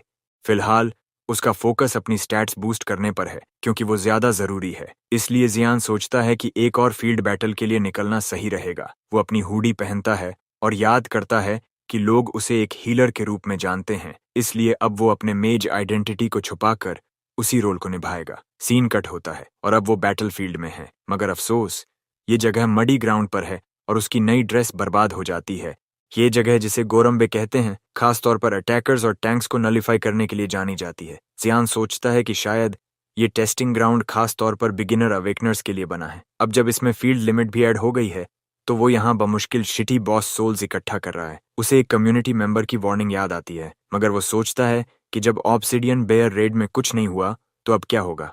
एम आई राइट? हमारा लड़का बस चाहता है कि वो घर वापस जा सके, लेकिन वहां मौजूद बाकी क्लाउन्स आराम से चैट कर रहे हैं और इससे जियान का हर नर्व चिढ़ रहा है। तभी उनमें से एक लड़का आता है और पूछता है कि वो सच में लड़का है या नहीं, क्योंकि रेड में उसने जो नाम लिखा है वो थोड़ा कंफ्यूजिंग था। इससे जियान सोच में पड़ जाता है कि फीमेल साइड का क्या हाल है। पता चलता है कि वहां लड़कियां एक ब्लॉन्ड क्लाउन से इम्प्रेस हो रही हैं जिसे न टाइम का सेंस है न सिचुएशन। जियान को अफसोस हो रहा है कि उसने रेड से पहले अपनी टीममेट्स को ठीक से चेक नहीं किया। वो ब्लॉन्ड लड़का सबको कहता है कि ब्रीफिंग सेशन शुरू कर देनी चाहिए, मगर जिस तरह से वो हर लड़की के पीछे पड़ा है, जियान को लगे तो नहीं करेगा अगर पता चले कि वो पूरे ग्रुप को डेट कर रहा है। खैर, वो ब्लॉन्ड क्लाउन कहता है कि उनकी स्ट्रैटेजी काफी सिंपल है और ज्यादा एक्सप्लेन की जरूरत नहीं। फिर भी वो एक बार दोहरा देता है। फील्ड का बॉस एक मडफ्लैट क्रैब है और इसकी खासियत है कि हर बार जब प्लेयर्स इसे डिबफ करते हैं ये और तेज हो जाता है। इसका मतलब है कि मैज की डिबफ स्किल्स बेकार हो जाएंगी क्योंकि वो लड़ाई को और मुश्किल बना देंगी। साथ ही क्रैब पर कुछ सेल्फ इन्फ्लिक्टेड डिबफ्स भी लगते हैं, जैसे इंजरी या ब्लीडिंग, यानी वो समय के साथ और फास्टर होता जाएगा। मकसद है इसे ज्यादा नुकसान दिए बिना खत्म करना, क्योंकि एक तय इंजरी काउंट के बाद ये स्पेशल इफेक्ट एक्टिव करता है। ये सुनकर जियान अलर्ट हो जाता है, मगर तभी नाइट वापस अपने फ्लर्टी सेल्फ में चला जाता है और बताता है कि उसने ऐसे 8 बॉस पहले ही हरा दिए हैं, तो ये तो केक वॉक होगा। जियान पूरे सीन को ध्यान से असेस करता है और सोचता है क्या ये क्रैब जिस तरह से डेबफ से स्टेट बूस्ट करता है वो इसकी अपनी स्पेशल स्किल हो सकती है। ये बात इसलिए जरूरी है क्योंकि इसका मतलब है कि डेबफ को भी बफ की तरह गिना जाएगा, तो ये स्किल जियान के लिए फायदेमंद साबित हो सकती है। लेकिन साथ ही वो इस डेटिंग ड्रामा से बहुत परेशान है और सोचता है कि क्या उसकी टीम के ये डेड वेट्स कोई काम के भी हैं या नहीं। तभी फील्ड फाइट शुरू हो जाती है और blonde warrior slice and dice करता हुआ छोटे मोटे क्रिएचर्स को मारने लगता है। देखने में लग सकता है कि वो लोग बहुत अच्छे हैं, लेकिन असल में वो बस हाथ में समा जाने वाले छोटे क्लैम्स को मारकर फ्लेक्स कर रहे हैं। ये पूरी पार्टी ऐसे बिहेव कर रही है जैसे वो मॉन्स्टर हॉर्ड से लड़ रही हो, जबकि सामने बस कुछ बेबी क्लैम्स हैं। जियान खुद सोचने लगता है कि क्या वो सही है इस पार्टी में, जो बेसिकली लेवल 1 क्रीपी क्रॉलीज को मारकर खुद को हीरो समझ रही है। मगर तभी अचानक जमीन से स्पाइकी टेंटिकल्स निकलते हैं और वो ब्लॉन्ड क्लाउन जो अभी तक खुद को प्रोटेक्टर समझ रहा था पीछे हट जाता है। दरअसल इस फील्ड का बॉस तभी आता है जब एक तय मात्रा में क्रिएचर्स को मारा जाए, इसलिए अब सब मिलकर सेंटीपीड जैसे क्रिएचर्स पर एरो रेन छोड़ते हैं। जियान अब तक कुछ नहीं कर रहा और उसे देखकर खुशी हो रही है कि टीम फिलहाल ठीक परफॉर्म कर रही है। इस एफ रैंक फील्ड के हिसाब से प्लेयर्स के पास स्ट्रॉन्ग स्किल्स हैं, इसलिए वो सोच रहा है कि अब तो मेन बॉस को आ ही जाना चाहिए। और तभी उसके मुंह जैसी क्रैब क्लॉ अचानक जमीन से बाहर निकलती है और एक मॉन्स्टर को पूरा निगल जाती है। अब सब समझ जाते हैं कि रियल रेड अब शुरू होने वाला है। मॉडफ्लैट क्रैब दिखने में जितना सोचा था उससे भी कहीं ज्यादा जाइगेंटिक है। चूंकि ये बॉस लिमिटेड मूवमेंट वाला माना जाता है, इसीलिए सभी को लिनियर अटैक स्ट्रेटेजी अपनाने को कहा जाता है। उधर जियान क्रैब्स स्किल डिटेल्स देखकर हैरान है, ये तो सीधा जैकपॉट है। अब भी जैसे ही वो फील्ड में एंटर करता है, क्रैब की टेरर का असर सबके चेहरों पर साफ दिखता है। मजेदार बात यह है कि क्रैब पार्टी की उम्मीदों के उलट अपनी मूवमेंट डायरेक्शन को चेंज कर सकता है और देखने से लगता है कि इसका स्पेशल एबिलिटी एक परमानेंट पैसिव है जो हर बफ या डिबफ पर इसके स्टैट्स बढ़ा देता है। जियान को फिर से खुशी होती है कि एक दिन वो ये स्किल खुद भी इस्तेमाल करेगा। लेकिन ब्लॉन्ड क्लाउन जो पार्टी का मेन टैंक है वो बैक में बैठा है और लड़ाई से बाहर है। पहले की उसकी बातों से जियान समझ जाता है कि अगर वो लोग फिजिकल अटैक्स पर टिके रहे तो ब्लीडिंग डीबफ की वजह से मुश्किल हो सकती है। पार्टी के लॉन्ग रेंज आर्चर्स क्रैब को दूर रखने की कोशिश कर रहे हैं, मगर जियान सोचता है कि इनका रियल स्ट्रैटेजी क्या है। यहाँ तक कि क्रैब भी सोच रहा होगा कि आखिर ये इडियट्स कर क्या रहे हैं, क्योंकि अब तक तो कोई अटैक सही से असर नहीं कर रहा। Red process tedious and slow हो गया है और उस क्रैब के डेंस शेल की वजह से सिर्फ दूर से तीर मारने से कुछ नहीं होगा। सिचुएशन खराब देखकर ब्लॉन्ड क्लाउन ऐसे एंट्री करता है जैसे हीरो बनकर सबको बचाने आया हो, जबकि उसे पहले ही कूद जाना चाहिए था। भाई फिर एक लड़की से बफ मांगता है और सबसे खराब बात यह है कि वो रियल बफ नहीं होता, बस रोल प्ले है ताकि उसका मोराल बढ़ जाए। अगर मैं जियान की जगह होता तो सच में क्रैब को कह देता कि सबको खा जाओ। खैर, हमारा लड़का इंतजार करता है कि ये क्रिंज सीन खत्म हो और समझता है कि उन्हें एक पावरफुल स्ट्राइक की जरूरत है जिससे क्रैब को एक ही बार में खत्म किया जा सके। तभी उसे झटका लगता है जब ब्लॉन्ड क्लाउन अपनी स्पेशल पावर दिखाता है, एक ऐसी ताकत जिसकी उसे उम्मीद भी नहीं थी। इसका नाम है रेडिएंट पावर और ये एक डबल एस रैंक स्किल है जो टारगेट पर बहुत सारे बफ सप्लाई करती है। इसकी ड्यूरेशन टारगेट की पर्सनल रैंक पर भी डिपेंड करती है। जियान अब सच में हैप्पीएस्ट है क्योंकि इस शिट्टी फील्ड में उसे इतनी रेयर स्किल मिल गई है। उसे उस सेल्स लेडी की बात याद आती है जिसने उसे आर्मर दिखाते वक्त बताया था कि बहुत से प्लेयर्स अब अपनी बैटल रिकॉर्डिंग्स चैनल पर डालते हैं, इसलिए उन्होंने ऐसे आइटम्स तैयार किए हैं। वो टेक्नोलॉजी इतनी तेजी से समझाई गई थी कि जियान के साथ साथ मेरी भी समझ से बाहर चली गई। लेकिन अब सीन में वापस आते हैं और पता चलता है कि उसके ग्लासेस स्पेशल हैं जो पूरी बैटल फुटेज को रिकॉर्ड कर सकते हैं। यह उसे कभी भी अपनी स्किल्स तक पहुंचने में मदद करेगा। अगर वह रेडिएंट पावर को बॉस की स्किल के साथ जोड़ सके तो ये एक शानदार और कॉम्प्लीमेंट्री कॉम्बिनेशन बनेगा जिसमें ढेर सारे बफ्स मिलेंगे और उसकी स्टैट्स भी बढ़ेंगी। उसे ये भी पता चलता है कि एस रैंक बफ स्किल वह लड़की दे रही है जो अपनी असली कीमत तक नहीं जानती। अब जब बफ मिल चुका है तो ब्लॉन्ड क्लाउन समझता है कि अब समय आ गया है अपनी पावर को दिखाने का। सबसे पहले वह जियान से कहता है कि बॉस को हेवी डैमेज अटैक दे, तो जियान कूल रहते हुए एक जाइगेंटिक फायरबॉल तैयार करता है जो क्रैब पर जबरदस्त डैमेज डालता है। और एक मजेदार ट्विस्ट के तौर पर वह अपनी ट्रम्प कार्ड स्किल भी लाता है जो फायरबॉल इफेक्ट का सेकंड पार्ट एक्टिवेट करती है। बॉस की लड़ाई का परिणाम कुछ खास नहीं रहता क्योंकि क्रैब तो इतना कुक्ड हो चुका होता है कि अब उसे खा सकते हैं। वहीं ब्लॉन्ड क्लाउन बहुत ही डेवास्टेटेड होता है कि जियान ने उसकी मोमेंट छीन ली। वह सोचता है कि क्रैब कोई स्पेशल मूव करने वाला है और फिर वह बिना सोचे समझे क्रैब की तरफ दौड़ता है। मजेदार यह है कि वह पहले से मर चुके क्रैब पर अपना ब्लेड मारने लगा है, और जबकि उसे पता होना चाहिए था कि वह क्रिंज कर रहा है, वह फिर भी खुद को प्राउड महसूस करता है। अगर न्यूरोसाइंटिस्ट उसके शरीर का स्कैन करते तो शायद उन्हें उसका दिमाग ऑफलाइन मिलता। पार्टी के बाकी लोग भी हैरान हैं और सोच अचानक से समझ जाता है क्या हो रहा है कि अब चेंज रेजिस्टेंस स्किल भी उसकी एसएनएल बन चुकी है। अब उसे बस घर लौटकर चेंज रेजिस्टेंस और रेडिएंट पावर के कंबाइंड इफेक्ट्स को इस्तेमाल करना है और देखना है कि वह क्या जादू कर सकता है। अब जब बॉस मर चुका है तो ब्लॉन्ड क्लाउन बस घर लौटने की सोच रहा है, लेकिन तभी पूरा ग्रुप जियान पर ध्यान केंद्रित करने लगता है और उसे उसकी अपार स्किल के लिए धन्यवाद देता है। सब उसे ही अपनी मेहनत का क्रेडिट दे रहे हैं, लेकिन फिर ब्लॉन्ड क्लाउन जलता है और सबको आइटम डिस्ट्रीब्यूशन पर ध्यान देने को कहता है। फिर भी जियान को यह महसूस होता है कि लड़की अभी भी उसका समर्थन कर रही है, लेकिन उसका दिल तब टूट जाता है जब वह उसी तरह फॉन ओवर करने जाती है जैसे ब्लॉन्ड के साथ करती है। ग्रुप अब उसे बॉस से मिली सबसे बड़ी डील देने को तैयार है, बस उसकी कंट्रीब्यूशन के कारण। इस बीच एक एजेंट इस सिचुएशन को देखता है और रिपोर्ट करता है कि इस बार बॉस से कोई आइटम ड्रॉप्स नहीं हुए, तो अब वह अगली लोकेशन पर फोकस करेंगे। अब जियान कुछ मॉन्स्टर्स को हराता है। डेली क्वेस्ट को पूरा करके उसे 300 पॉइंट्स मिलते हैं, लेकिन इस मेहनत के बाद वह थका हुआ महसूस करता है और लेवल 3 तक पहुंचने के लिए उसे काफी मेहनत करनी पड़ी है। इसके साथ ही उसने दोनों स्किल्स के कंबाइंड इफेक्ट्स को टेस्ट किया। बफ्स शानदार हैं, लेकिन एक बड़ी समस्या है। वह अपने स्टेटस विंडो को खोलता है और यह सोचता है कि उसके पास इन प्रभावों को इस्तेमाल करने के लिए पर्याप्त कॉपी काउंट्स नहीं हैं। इसका मतलब यह है कि चूंकि दोनों स्किल्स बफ स्किल्स हैं, तो वह बफ क्या करेगा सिवाय अपने शरीर के, जब वह एक समय में 2 से ज्यादा कॉपी स्किल्स का इस्तेमाल नहीं कर सकता? इसका उत्तर है कुछ नहीं। इसलिए यह संयोजन बेकार है जब तक कि वह तीसरी कॉपी स्लॉट हासिल नहीं कर लेता। यह प्रक्रिया बहुत धीमी और थकाऊ हो जाती है और जियान शिकायत करता है कि वह बस ज्यादा एसपी इकट्ठा करना चाहता है ताकि वह अपनी स्किल को अपग्रेड कर सके। जियान चुपचाप एक मैदान में पड़ा होता है, आशा करता है कि कोई चमत्कार होगा और उसे एक स्पेशल क्वेस्ट मिलेगा जिससे उसे और अधिक पॉइंट्स मिले। उसे ज्यादा उम्मीदें नहीं होती, तभी सिस्टम स्क्रीन अचानक से प्रकट हो जाती है और एक स्पेशल ट्यूटोरियल क्वेस्ट उसे दिया जाता है। यह ट्यूटोरियल क्वेस्ट मुख्य क्वेस्ट को पूरा करने की मांग करता है और इसका इनाम 4000 एसपी होगा, जो ठीक उतना ही है जितना उसे अपनी स्किल को रैंक 3 तक अपग्रेड करने के लिए चाहिए। जियान भी चौंक जाता है और सोचता है कि यह मुख्य क्वेस्ट आखिरकार क्या होगा। तभी उसका चेहरा चौंक जाता है क्योंकि आसमान में एक पूरा द्वीप प्रकट होने लगता है। यह नया क्षेत्र स्काई आइलैंड कैनेल कहलाता है और उसका मुख्य मिशन है इस फील्ड को क्लियर करना। चूंकि यह एक स्पेशल फील्ड है, इसलिए यहाँ ढेर सारे मॉन्स्टर्स होंगे और इस बार ये सभी एरियल मॉन्स्टर्स लग रहे हैं। सिस्टम का कहना है कि उसे पृथ्वी की सुरक्षा के लिए इस स्पेशल फील्ड को क्लियर करना होगा, क्योंकि इसका अस्तित्व ही पृथ्वी के लिए खतरा है। स्काई आइलैंड के प्रकट होने की खबर पूरे देश में फैल चुकी है, जिससे लोगों और यूजर एसोसिएशन के मेंबर्स में खलबली मच जाती है। प्लेयर एसोसिएशन इस समय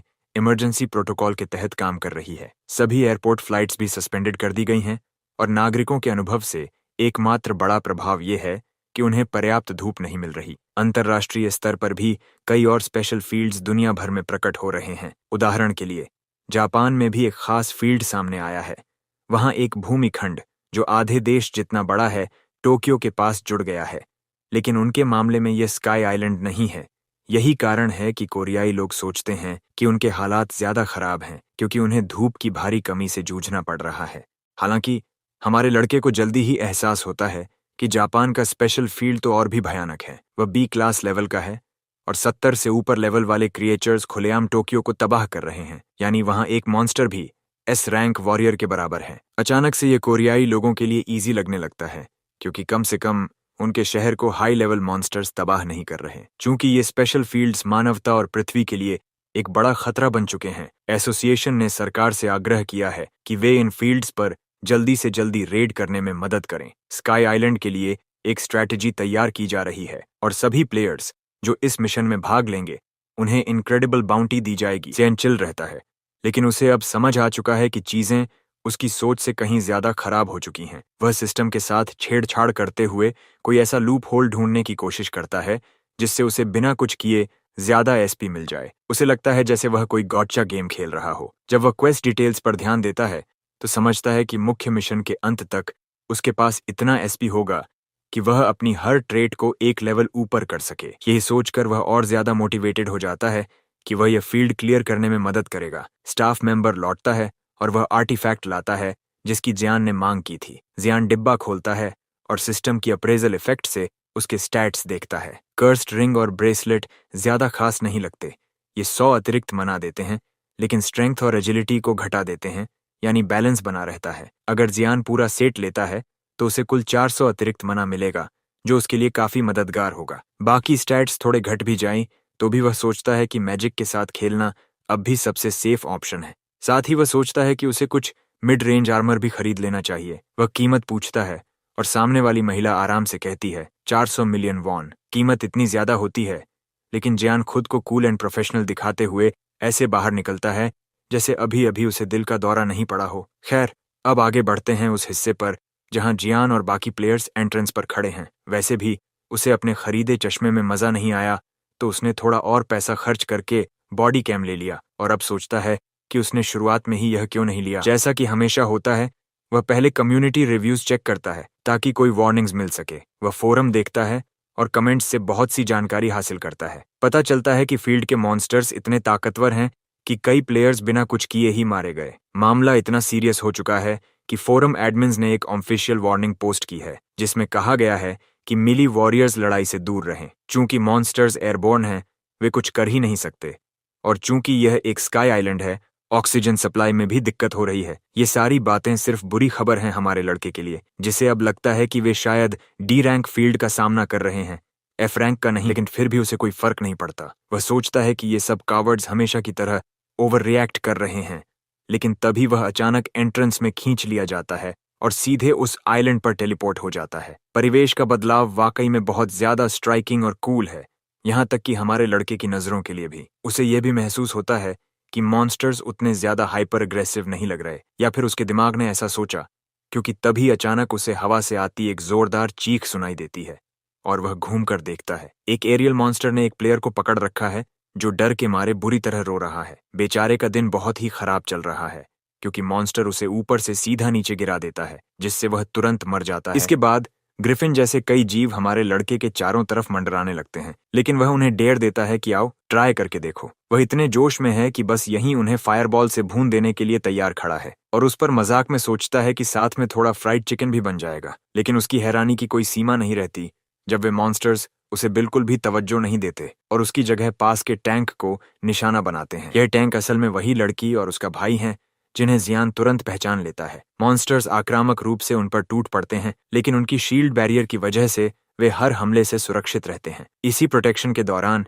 एस रैंक की मेज को अपनी फायर स्टॉर्म स्किल तैयार करने का मौका मिलता है, और वह उसे ढाल के एक हिस्से से छोड़ती है, जिससे सभी उड़ते मॉन्स्टर्स झलकर नीचे गिर जाते हैं। हमारा लड़का इस इंसेन डैमेज आउटपुट को देखकर सच में इम्प्रेस्ड होता है, क्योंकि उसने इन दोनों को इतना ताकतवर नहीं समझा था। लेकिन खुद वो लड़की इस अनुभव से कुछ खास प्रभावित नहीं होती। उसका भाई उसे याद दिलाता है कि वह गार्ड डाउन न करे। वहीं जियान अपनी ऑप्शंस पर विचार करता है। वह पहले ही फायरबॉल स्किल को कॉपी कर चुका है, तो अब सोचता है कि क्या उसे फायर स्टॉर्म भी कॉपी करनी चाहिए। लड़की अपने भाई को जवाब देती है कि अगर वहां कोई हीलर होता तो उसे जो गंभीर चोटें लगी थीं उनसे बचा जा सकता था। साथ ही वह अफसोस जताती है कि वह जियान को अपनी टीम में नहीं ला सकी, जो एक शानदार हीलर है। तभी ट्विस्ट ऑफ फेट में वह देखती है कि हमारा लड़का कुछ क्यूट स्लाइम से जूझ रहा है, जो उसकी टांगों से चिपके हुए हैं और हट ही नहीं रहे।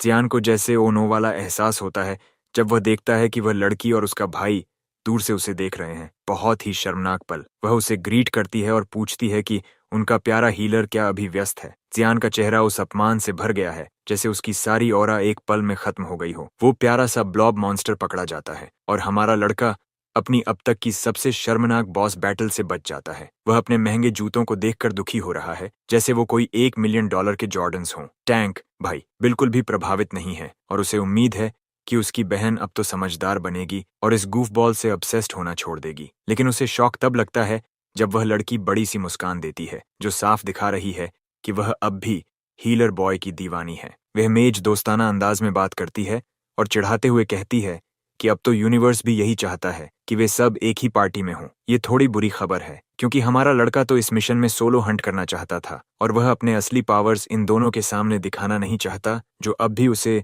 सिर्फ हीलर मानते हैं। लड़की उसे प्रॉमिस करती है कि उसे चिंता करने की कोई जरूरत नहीं, वह उसे पूरे स्पेशल फील्ड में सपोर्ट करेगी। अब जियान को लगने लगता है कि उसके पास कोई चॉइस नहीं बचा है। वह सोचता है कि उसे हीलिंग एबिलिटी फिर से कॉपी कर लेनी चाहिए, तो वह हाँ कह देता है, जिससे वह लड़की काफी खुश हो जाती है। चूंकि उसे कॉपी स्किल फिर से उस हीलिंग पर चलानी है, वह कहता है कि वह बाथरूम ब्रेक लेकर आता है। लेकिन मजेदार बात यह है कि उसे यह समझ ही नहीं आता कि वहां आसपास ऐसा कुछ भी नहीं है जिससे वह खुद को कवर कर सके, इसलिए उसका बहाना बिल्कुल काम नहीं करता। ये मुसीबत है, क्योंकि अगर वह वीडियो नहीं देख सकता तो स्किल भी कॉपी नहीं कर सकता। वह अपनी बाथरूम एक्सक्यूज पर अड़ा रहता है और अब उसे लगने लगता है कि वह खुद ही अपनी परसेप्शन का दुश्मन बन गया है। अगर संग जिन वू होता तो वह शायद ऐसी स्थिति में ऑरा बचाने के लिए पैंट गीली कर लेता, लेकिन अपना रॉब नहीं खोता। कुछ ही पलों बाद वही ट्रायो फिर से उन्हीं तरह के मॉन्स्टर्स के हमले का शिकार होता है। फर्क सिर्फ इतना है कि इस बार वे ज्यादा स्मार्ट हो गए हैं। वे कमबख्त हाथों में विशाल पत्थर उठाए हुए हैं ताकि टैंक की बैरियर शील्ड को कुचल सकें। साफ है कि जियान अपनी सीमित पावर्स के साथ इस लड़ाई में कोई मुकाबला नहीं कर सकता। इससे भी ज्यादा परेशान करने वाली बात यह है कि कुछ स्टैम्पीडिंग राइनोज उसकी ओर दौड़ते आ रहे हैं। ज्यों ही जियान कुछ कास्ट करने के लिए तैयार होता है, हाई आगे बढ़ जाती है और एक कैजुअल विंग देकर कहती है कि आई गॉट दिस। वो फायरवॉल इस्तेमाल करती है, जो उसकी एक और स्किल है। इतना ही नहीं, हाई फायर रेन और फायर स्पीयर भी एक्टिवेट कर देती है। इन तीनों स्किल्स का मिला जुला हमला सारे मॉन्स्टर्स को एक झटके में खत्म कर देता है, बिना किसी परेशानी के। लड़ाई खत्म होते होते हमारा लड़का हैरान रह जाता है। उसे तो कुछ करने की जरूरत ही नहीं पड़ी। हाई की परफॉर्मेंस देखकर वो इम्प्रेस्ड हो जाता है और पूछता है कि क्या सभी एस रैंक खिलाड़ी ऐसे ही इतने सारे स्किल्स रखते हैं, क्योंकि अब वो सोचने लगता है कि फिर एक्स रैंक प्लेयर का स्किल सेट कितना पागलपन भरा होगा। हाई इसे सच मानती है, लेकिन बताती है कि ये स्किल्स असल में स्किल बुक्स खरीद कर सीखी जाती हैं, यानी उसने ये सब भारी कीमत पर खरीदी है। वे अगली लड़ाई की ओर बढ़ते हैं, जहां उनका ओपोनेंट इस बार एक एक्वाटिक बीस्ट है। जब हाई और उसका भाई उस मॉन्स्टर से निपटने में लगे हैं, हमारा लड़का पीछे उदास खड़ा है, एकदम board out of his mind. तो जियान डिसाइड करता है कि वो अपनी फायरबॉल स्किल इस्तेमाल करता है, और ये स्किल तो इतनी बड़ी है कि सामान्य आकार से भी ज्यादा जिगेंटिक हो जाती है। वो खुद चौंक जाता है अपनी ही स्किल की स्केल देखकर। हाई उसके पीछे पड़ जाती है, क्योंकि उसकी फायरबॉल तो उससे भी ज्यादा स्ट्रॉन्गर थी जो उसने अभी इस्तेमाल की। टर्न्स आउट जियान को याद ही नहीं था कि उसने अपनी ओवरचार्ज टेस्ट स्किल ऑन कर रखी थी, जिससे उसकी डैमेज 20% ज्यादा हो जाती है, बस माना ज्यादा खर्च होता है। ब्रदर इसे कैजुअली प्ले ऑफ करता है और कहता है कि ये तो बस एक डिफेंसिव स्किल है जो उसने हीलर के तौर पर सीखी है। लेकिन लड़की उसकी बात नहीं मानती और सीधा पूछती है कि उसकी माना कितनी है। जैसे कोई एक्सपर्ट मैनिपुलेटर, जियान कहता है कि बस ठीक ठाक है, जबकि सच तो यह है कि उसके पास किसी भी आम हीलर से कई गुना ज्यादा माना है। उसकी माना पूल इतनी है कि वह यही फायरबॉल कम से कम 13 बार और चला सकता है। यानी ये लड़का सच में लोडेड है, लेकिन वह नहीं चाहता कि ज्यादा अग्रेसिव दिखे, क्योंकि उसकी रोल तो हीलर की है।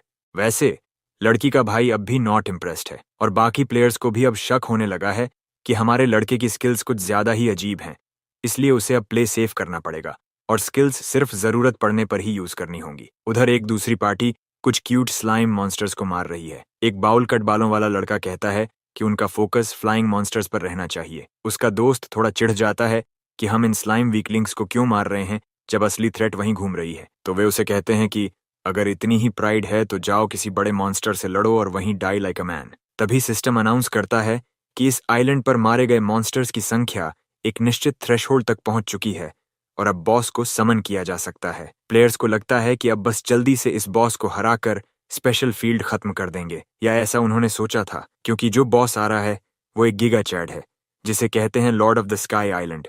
पार्टी मेंबर्स चौंक जाते हैं जब एक एंजेलिक बीइंग आसमान से नीचे उतरता है, एकदम होली और डिवाइन सा दिखने वाला। लेकिन इस अपीयरेंस को हल्के में मत लेना, क्योंकि यह बंदा पागलों की तरह स्ट्रांग है। वह sword of the heavens activate करता है, एक ऐसी स्किल जो हर मारे गए मॉन्स्टर के लिए एक तलवार समन करती है। हर तलवार से डैमेज आउटपुट मेन % बढ़ता है और जब तक वह आइलैंड पर है उसे कई दूसरे बफ्स भी मिलते हैं। ये ओवर पावर्ड स्किल बहुत ही ट्रबलसम है, क्योंकि ये एरिया बेस्ड अटैक है और सारे प्लेयर्स पर तलवारों की बैराज बरसाता है। भाई इन सैकड़ों तलवारों के सामने अपनी बैरियर शील्ड से बमुश्किल रक्षा करता है। कम से कम वो तो बचा हुआ है, लेकिन बाकी प्लेयर्स एकदम हेल मोड में चले गए हैं। यहाँ तक कि टैंक भी अपनी लिमिट पर पहुंच चुका है। और तो और हर ब्लॉक की गई तलवार के साथ एक डिबफ मिलता है जो सारे स्टैट्स को कम कर देता है। इस डिबफ की अवधि 10 मिनट है, जो इस स्थिति के लिए बहुत ज्यादा है। इस बीच जियान उसे स्टेडिली हील करता है और फिर अपना ध्यान लेवल 59 बॉस मॉन्स्टर की ओर केंद्रित करता है। उसकी लगभग सभी स्किल्स ए लेवल या उससे ऊपर हैं और उसके बेस स्टैट्स भी बहुत ज्यादा हैं। जियान के चेहरे से साफ पता चलता है कि उसके पास कोई स्ट्रेटजी है, लेकिन वो स्ट्रेटजी काफी मजेदार है, क्योंकि भाई कहता है कि भैया भागो यहाँ से जब तक जान बची है। दृश्य कट होता है और कमेंटर्स ऑन द फोरम इस बॉस मॉन्स्टर को लेकर गुस्से में हैं। वो भी इतना डैम स्ट्रांग कैसे है? दिखने से लगता है कि इसने अकेले ही 1000 प्लेयर्स को ढेर कर दिया।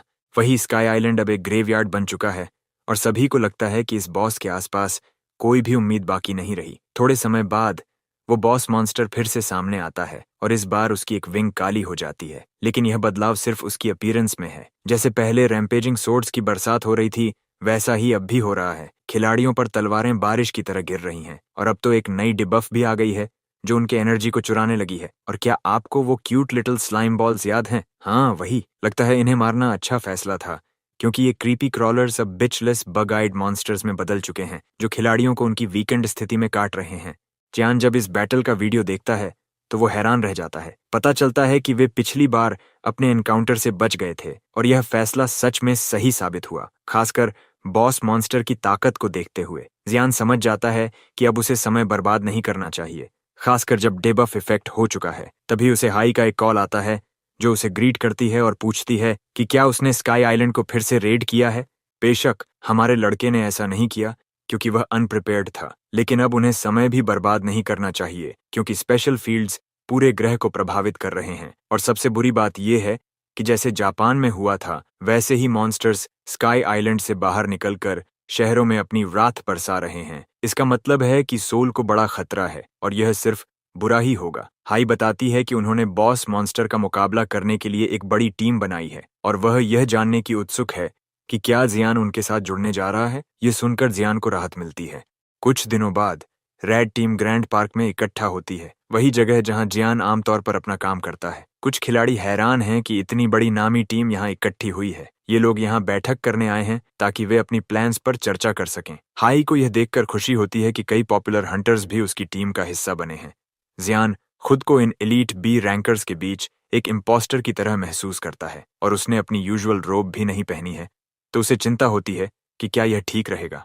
हाई उसकी तरफ स्वाइप सर हैंड करती है और उसे कॉल आउट करती है, जिससे जियान को थोड़ी राहत मिलती है क्योंकि वह अनजाने चेहरों के बीच नर्वस हो रहा है। जियान कहता है कि वह सिर्फ एक शिटी एफ रैंक प्लेयर है, तो उसे एलीट ग्रुप में क्यों रखा गया। इस पर हाई उसे याद दिलाती है कि भले ही वह एफ रैंक हो, लेकिन उसकी हीलिंग एबिलिटीज इनसे कहीं बेहतर हैं। वह उसे यकीन दिलाती है कि इस मिशन के लिए उन्हें उसकी मदद चाहिए होगी। इसी बीच रेड टीम का लीडर आखिरकार आ जाता है। हाई भी उसे देखकर एक्साइटेड हो जाती है, जबकि जियान तो चौंक जाता है क्योंकि वह एसएस क्लास वॉरियर लियासंग के सामने खड़ा है जो नंबर 1 गिल्ड का हिस्सा है। लीडर अपनी बात स्ट्रेट टू द पॉइंट करता है। कहते हैं कि पहले सभी के इंडिविजुअल एबिलिटीज का आकलन करना होगा, उसके बाद ही बॉस से लड़ने की योजना पर चर्चा करेंगे। इसके लिए वे पहले एक वार्म अप सेशन करेंगे। हाई पूरी तरह पंप्ड है और सोच रही है कि पिछली बार की एनकाउंटर का बदला लेगी। वहीं जियान शॉक्ड है क्योंकि लीडर का आदेश तो बिल्कुल कट थ्रोट था, लेकिन कोई भी उसे ऑब्जेक्ट करने की हिम्मत नहीं करता। अब एक्शन में आते हैं और फील्ड बैटल के दौरान हियंग बड़ी कैजुअल तरीके से कुछ लिजर्ड वॉरियर्स को काट डालता है, जिससे जियान और भी प्रभावित हो जाता है। वह खुद को नॉक्स करके याद दिलाता है कि उसके स्टैट्स बहुत ही कम हैं और अगर उसने हियंग की तरह फाइट करने की कोशिश की तो वह सीधे मर जाएगा। जियान जानता है कि उसकी सर्वाइवल का कारण केवल उसका एलिमेंटल रिंग है जो उसके स्टैट्स को बढ़ाता है और इसीलिए उसे लगता है कि मैजिक ही उसका बेस्ट बेट रहेगा। लेकिन फिर भी उसे सोर्ड चलाने का अनुभव नहीं है और हियंग की स्विंग्स उसे कुछ नॉस्टैल्जिक सी लगती हैं। हालांकि वह किसी भी तरह के रेकलेस कदम से बचता है और यह तय करता है कि जब तक वह अपने स्टैट्स बढ़ा नहीं लेता, उसे फिजिकल लड़ाई से दूर रहना चाहिए। इस समय वह बस हीलिंग पर फोकस करता है। तभी उसके दिमाग में अपनी पुरानी आवाज गूंजने लगती है, वो आवाज जो उस वक्त की है जब उसने डीमन लॉर्ड को हराया था। हियंग को ब्लेड लहराते हुए देख वह अपने पुराने आत्मा से कहता है, तुम्हारी प्रेशियस स्किल्स को व्यर्थ मत होने दो। हक्का बक्का और बिल्कुल स्पीचलेस जूयन वहीं खड़ा रह जाता है, हियोंग की डबल एस रैंक्ड स्किल को देखता हुआ, जो उसे हाल ही में मारे गए मॉन्स्टर के स्टैट्स को अब्सॉर्ब करने की क्षमता देती है। ये बफ्स 5 मिनट बाद डिसअपियर हो जाते हैं, लेकिन अगर वो लगातार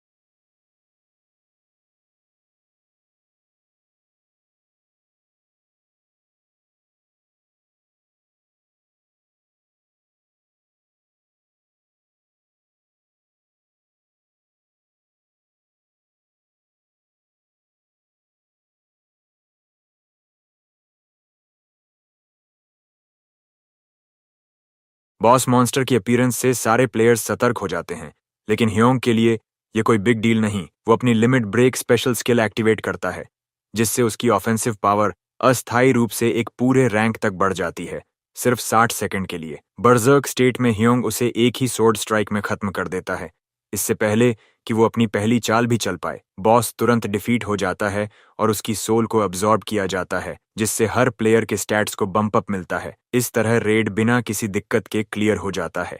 हाई थोड़ी जेलस हो जाती है कि वो खुद कुछ कर नहीं पाई, जबकि उसका भाई उसे अनग्रेटफुल कहता है इतने हार्ड कैरी के बाद। जुएन थोड़ा सरप्राइज्ड होता है कि उसने ज्यादा कंट्रीब्यूशन नहीं किया, फिर भी उसे रिवॉर्ड्स मिल रहे हैं, लेकिन हाई बताती है कि ऐसा नहीं है। उसके लगातार बफिंग और डिबफिंग के कारण उसे ऑटो कंट्रीब्यूशन पॉइंट्स मिले हैं।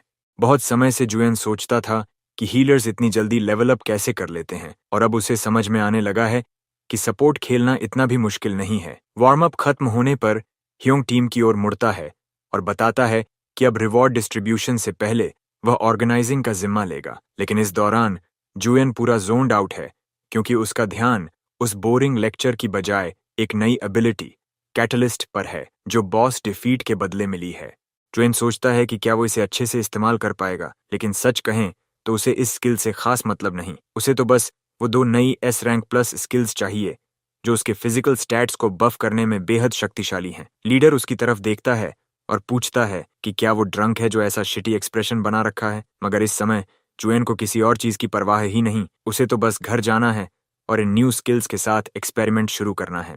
कुछ और दिन बीतते हैं, लेकिन रेड पार्टी ने अभी तक स्काई आइलैंड पर हमला नहीं किया। जुएन खुद को पूरी तरह एग्जॉस्टेड महसूस करता है और स्टेटस विंडो ओपन करता है। आखिरकार उसके पास 4000 पॉइंट्स हो चुके हैं और अब वो जानता है कि इनसे बॉस मॉन्स्टर को बिना ज्यादा परेशानी के डिस्ट्रॉय कर सकता है। मजेदार बात यह है कि उसने इतने पॉइंट्स हासिल कैसे किए। भाई को रोजाना की रेड्स में कुल 120 मॉन्स्टर्स मारने पड़े, तब जाकर ये लेवल मिला। अब तो क्वेस्ट्स इतनी तेजी से आ रही हैं कि उसे रेस्ट लेने का भी टाइम नहीं मिल रहा। फिर भी वह खुश है कि कम से कम क्वेस्ट्स तो मिल रही हैं, भले ही वह इसके बाद टायर्ड मेस बन जाए। जुएन एक्साइटमेंट में उछल पड़ता है और सिस्टम उसकी कॉपी स्किल को लेवल 3 पर अपग्रेड कर देता है। 4000 स्पेंड करने के बाद आखिरकार उसकी स्किल अपग्रेड हो जाती है। शुरू में उसका प्लान था कि क्रैब रेड से मिली 2 स्किल्स को जोड़कर फिजिकल स्टैट्स को बफ करेगा, लेकिन अब जब ह्योंग सामने है, उसके पास और भी अब्सर्ड स्किल्स का एक्सेस है, जिससे उसे अब 4th कॉपी स्लॉट की क्रेविंग हो रही है, ताकि वह अपनी सबसे ओपी स्किल्स को जोड़ सके। जरा सोचो, ब्लड फ्रेंजी, ब्रिलियंट अथॉरिटी और चेंज रेजिस्टेंस, ये तीनों अगर एक अटैक बेस्ड स्किल के साथ जोड़े जाएं तो कितना फ्रीकिंग ओवरपावर्ड होगा। जुएन अब यही चाहता है और उसे लगता है कि अगर ऐसा हुआ तो वह हाया संग जैसे लेजेंड्स को भी पीछे छोड़ सकता है। हालांकि उसके पास 4 स्लॉट्स नहीं हैं, उसे अभी सिर्फ 3 से ही काम चलाना पड़ेगा। इसलिए वह आने वाले रेड के लिए फायरबॉल, ब्रिलियंट अथॉरिटी और रेजिस्टेंस टू चेंज को कॉपी करता है। ट्रेवनन सामने खड़े मॉन्स्टर की ओर एक डेविलिश स्माइल के साथ बढ़ता है। उसे पता है कि ये अब उसके न्यू बफ्स की वजह से चिथड़ों में बिखरने वाला है। उसका मर्डर स्प्री इतना खतरनाक हो चुका है कि फोरम्स पर लोग नोटिस लेने लगे हैं। उसे अब the psychopath who one shots with fireball के नाम से जाना जाता है। एक वीडियो में दिखाया गया कि कैसे उसने बड़ी चालाकी से एक फील्ड बॉस को मेन पार्टी से दूर ल्यूर किया। जैसे ही वो जायंट सरपेंट उसे काटने ही वाला था, जियोन ने अपनी जिगैंटिक फायरबॉल छोड़ दी, जिसने एक ही बर्स्ट में इंसेन डैमेज दिया। अब उसकी मिस्टीरियस आइडेंटिटी फोरम पर बड़ी चर्चा का विषय बन गई है। खासकर उसकी स्पीड देखकर लोग सोचने लगे हैं कि क्या वो सच में मेज है। फिर वो सर्प पर फोकस करता है, एक ड्यूओ को बचाने के लिए फायरबॉल छोड़ता है और फिर खुद जान बचाने के लिए दौड़ पड़ता है। मगर फिर वही होता है, सिर्फ एक फायरबॉल ही उसके रास्ते के हर एनिमी को साफ कर देती है। प्लेयर्स उसकी चिप डैमेज स्ट्रेटेजी से हैरान रह जाते हैं, जो बॉस हेल्थ को धीरे धीरे खत्म कर रही होती है। अब सीन शिफ्ट होता है दुनिया के नंबर 1 खिलाड़ी मोहम्मद की ओर, जिसके पास 1.5 घंटे का फुर्सत है। वह बार बार उसी वीडियो को देखता है जिसमें वो मिस्टीरियस प्लेयर माउंटेन स्नेक को गिरा रहा है। उसका असिस्टेंट पूछता है क्या उसे उस इन्फेमस साइकोपैथ से डर लग रहा है। मोहम्मद सहमत होता है और पूरे विश्वास से कहता है कि वो लड़का असल में जियोन ही है। अभी ज्यादा वक्त नहीं हुआ जब उसे एलिमेंटल रिंग मिला था और वो रिंग उसकी स्टेमिना को बिल्कुल भी नहीं बढ़ाता। तो हाल की सारी फीट्स उसकी दूसरी स्किल्स का कमाल हैं। उसे लड़ते हुए देखकर मोहम्मद को ऐसा लगता है जैसे कोई वेटरन बैटलफील्ड में उतर चुका हो। और मजे की बात यह है कि जब सब उसे ग्लोरीफाई कर रहे होते हैं, जियोन खुद उस माउंटेन स्नेक के सामने ब्रिक फेस्ड खड़ा होता है। सबके लिए वो कूल है, लेकिन वो खुद तो बस रेडर गिल्ड के बारे में जानने में इंटरेस्टेड है। मोहम्मद इस गिल्ड के बारे में इंक्वायरी करता है। असिस्टेंट बताती है कि हाल में उनकी कई साइटिंग्स देखी गई हैं। ये सुनते ही वो उसे जिम्मा देता है कि वो जियोन और रेडर गिल्ड दोनों पर नजर रखे, क्योंकि अब जब दुनिया उसे पहचानने लगी है तो वो नहीं चाहता कि कोई गिल्ड उसके फ्रेंड के साथ खिलवाड़ करे। उधर रेडर गिल्ड का बॉस भी वही वीडियो देख रहा है जिसमें जियोन ने स्नेक को मारा था, अपने साइकोपैथ वाले नाम से। यानी अब रेडर गिल्ड भी उस पर नजर रख रहा है, जिससे साफ है कि उसे अब सावधान रहना होगा। युयान सोशल मीडिया स्क्रॉल करते हुए जैसे ही एक खास वीडियो देखता है, उसका गुस्सा फूट पड़ता है। जबड़े भींच जाते हैं, आंखों में गुस्सा, क्योंकि असली मेहनत तो उसी ने की थी।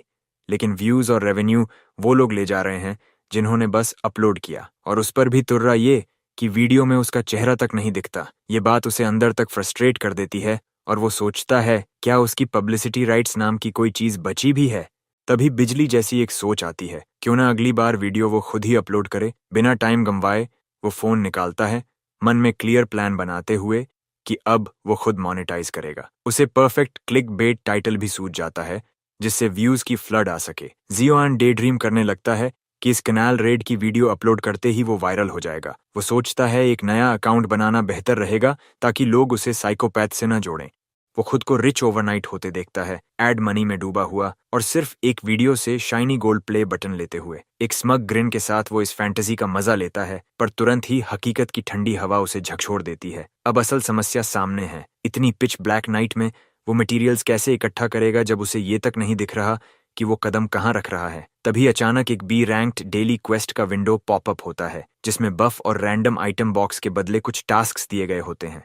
अब तक जियोन को सिर्फ ई या एफ रैंक्ड क्वेस्ट्स ही मिले थे, तो इतना हाई रैंक क्वेस्ट देखना उसे चौंका देता है और वो पछताने लगता है कि रात में यहाँ आने का आइडिया कितना बेकार था, खासकर पूरे दिन एक लेजी बम की तरह नैप करने के बाद, सिर्फ इसलिए कि उसे एक छोटी सी स्नेक ने परेशान कर दिया था।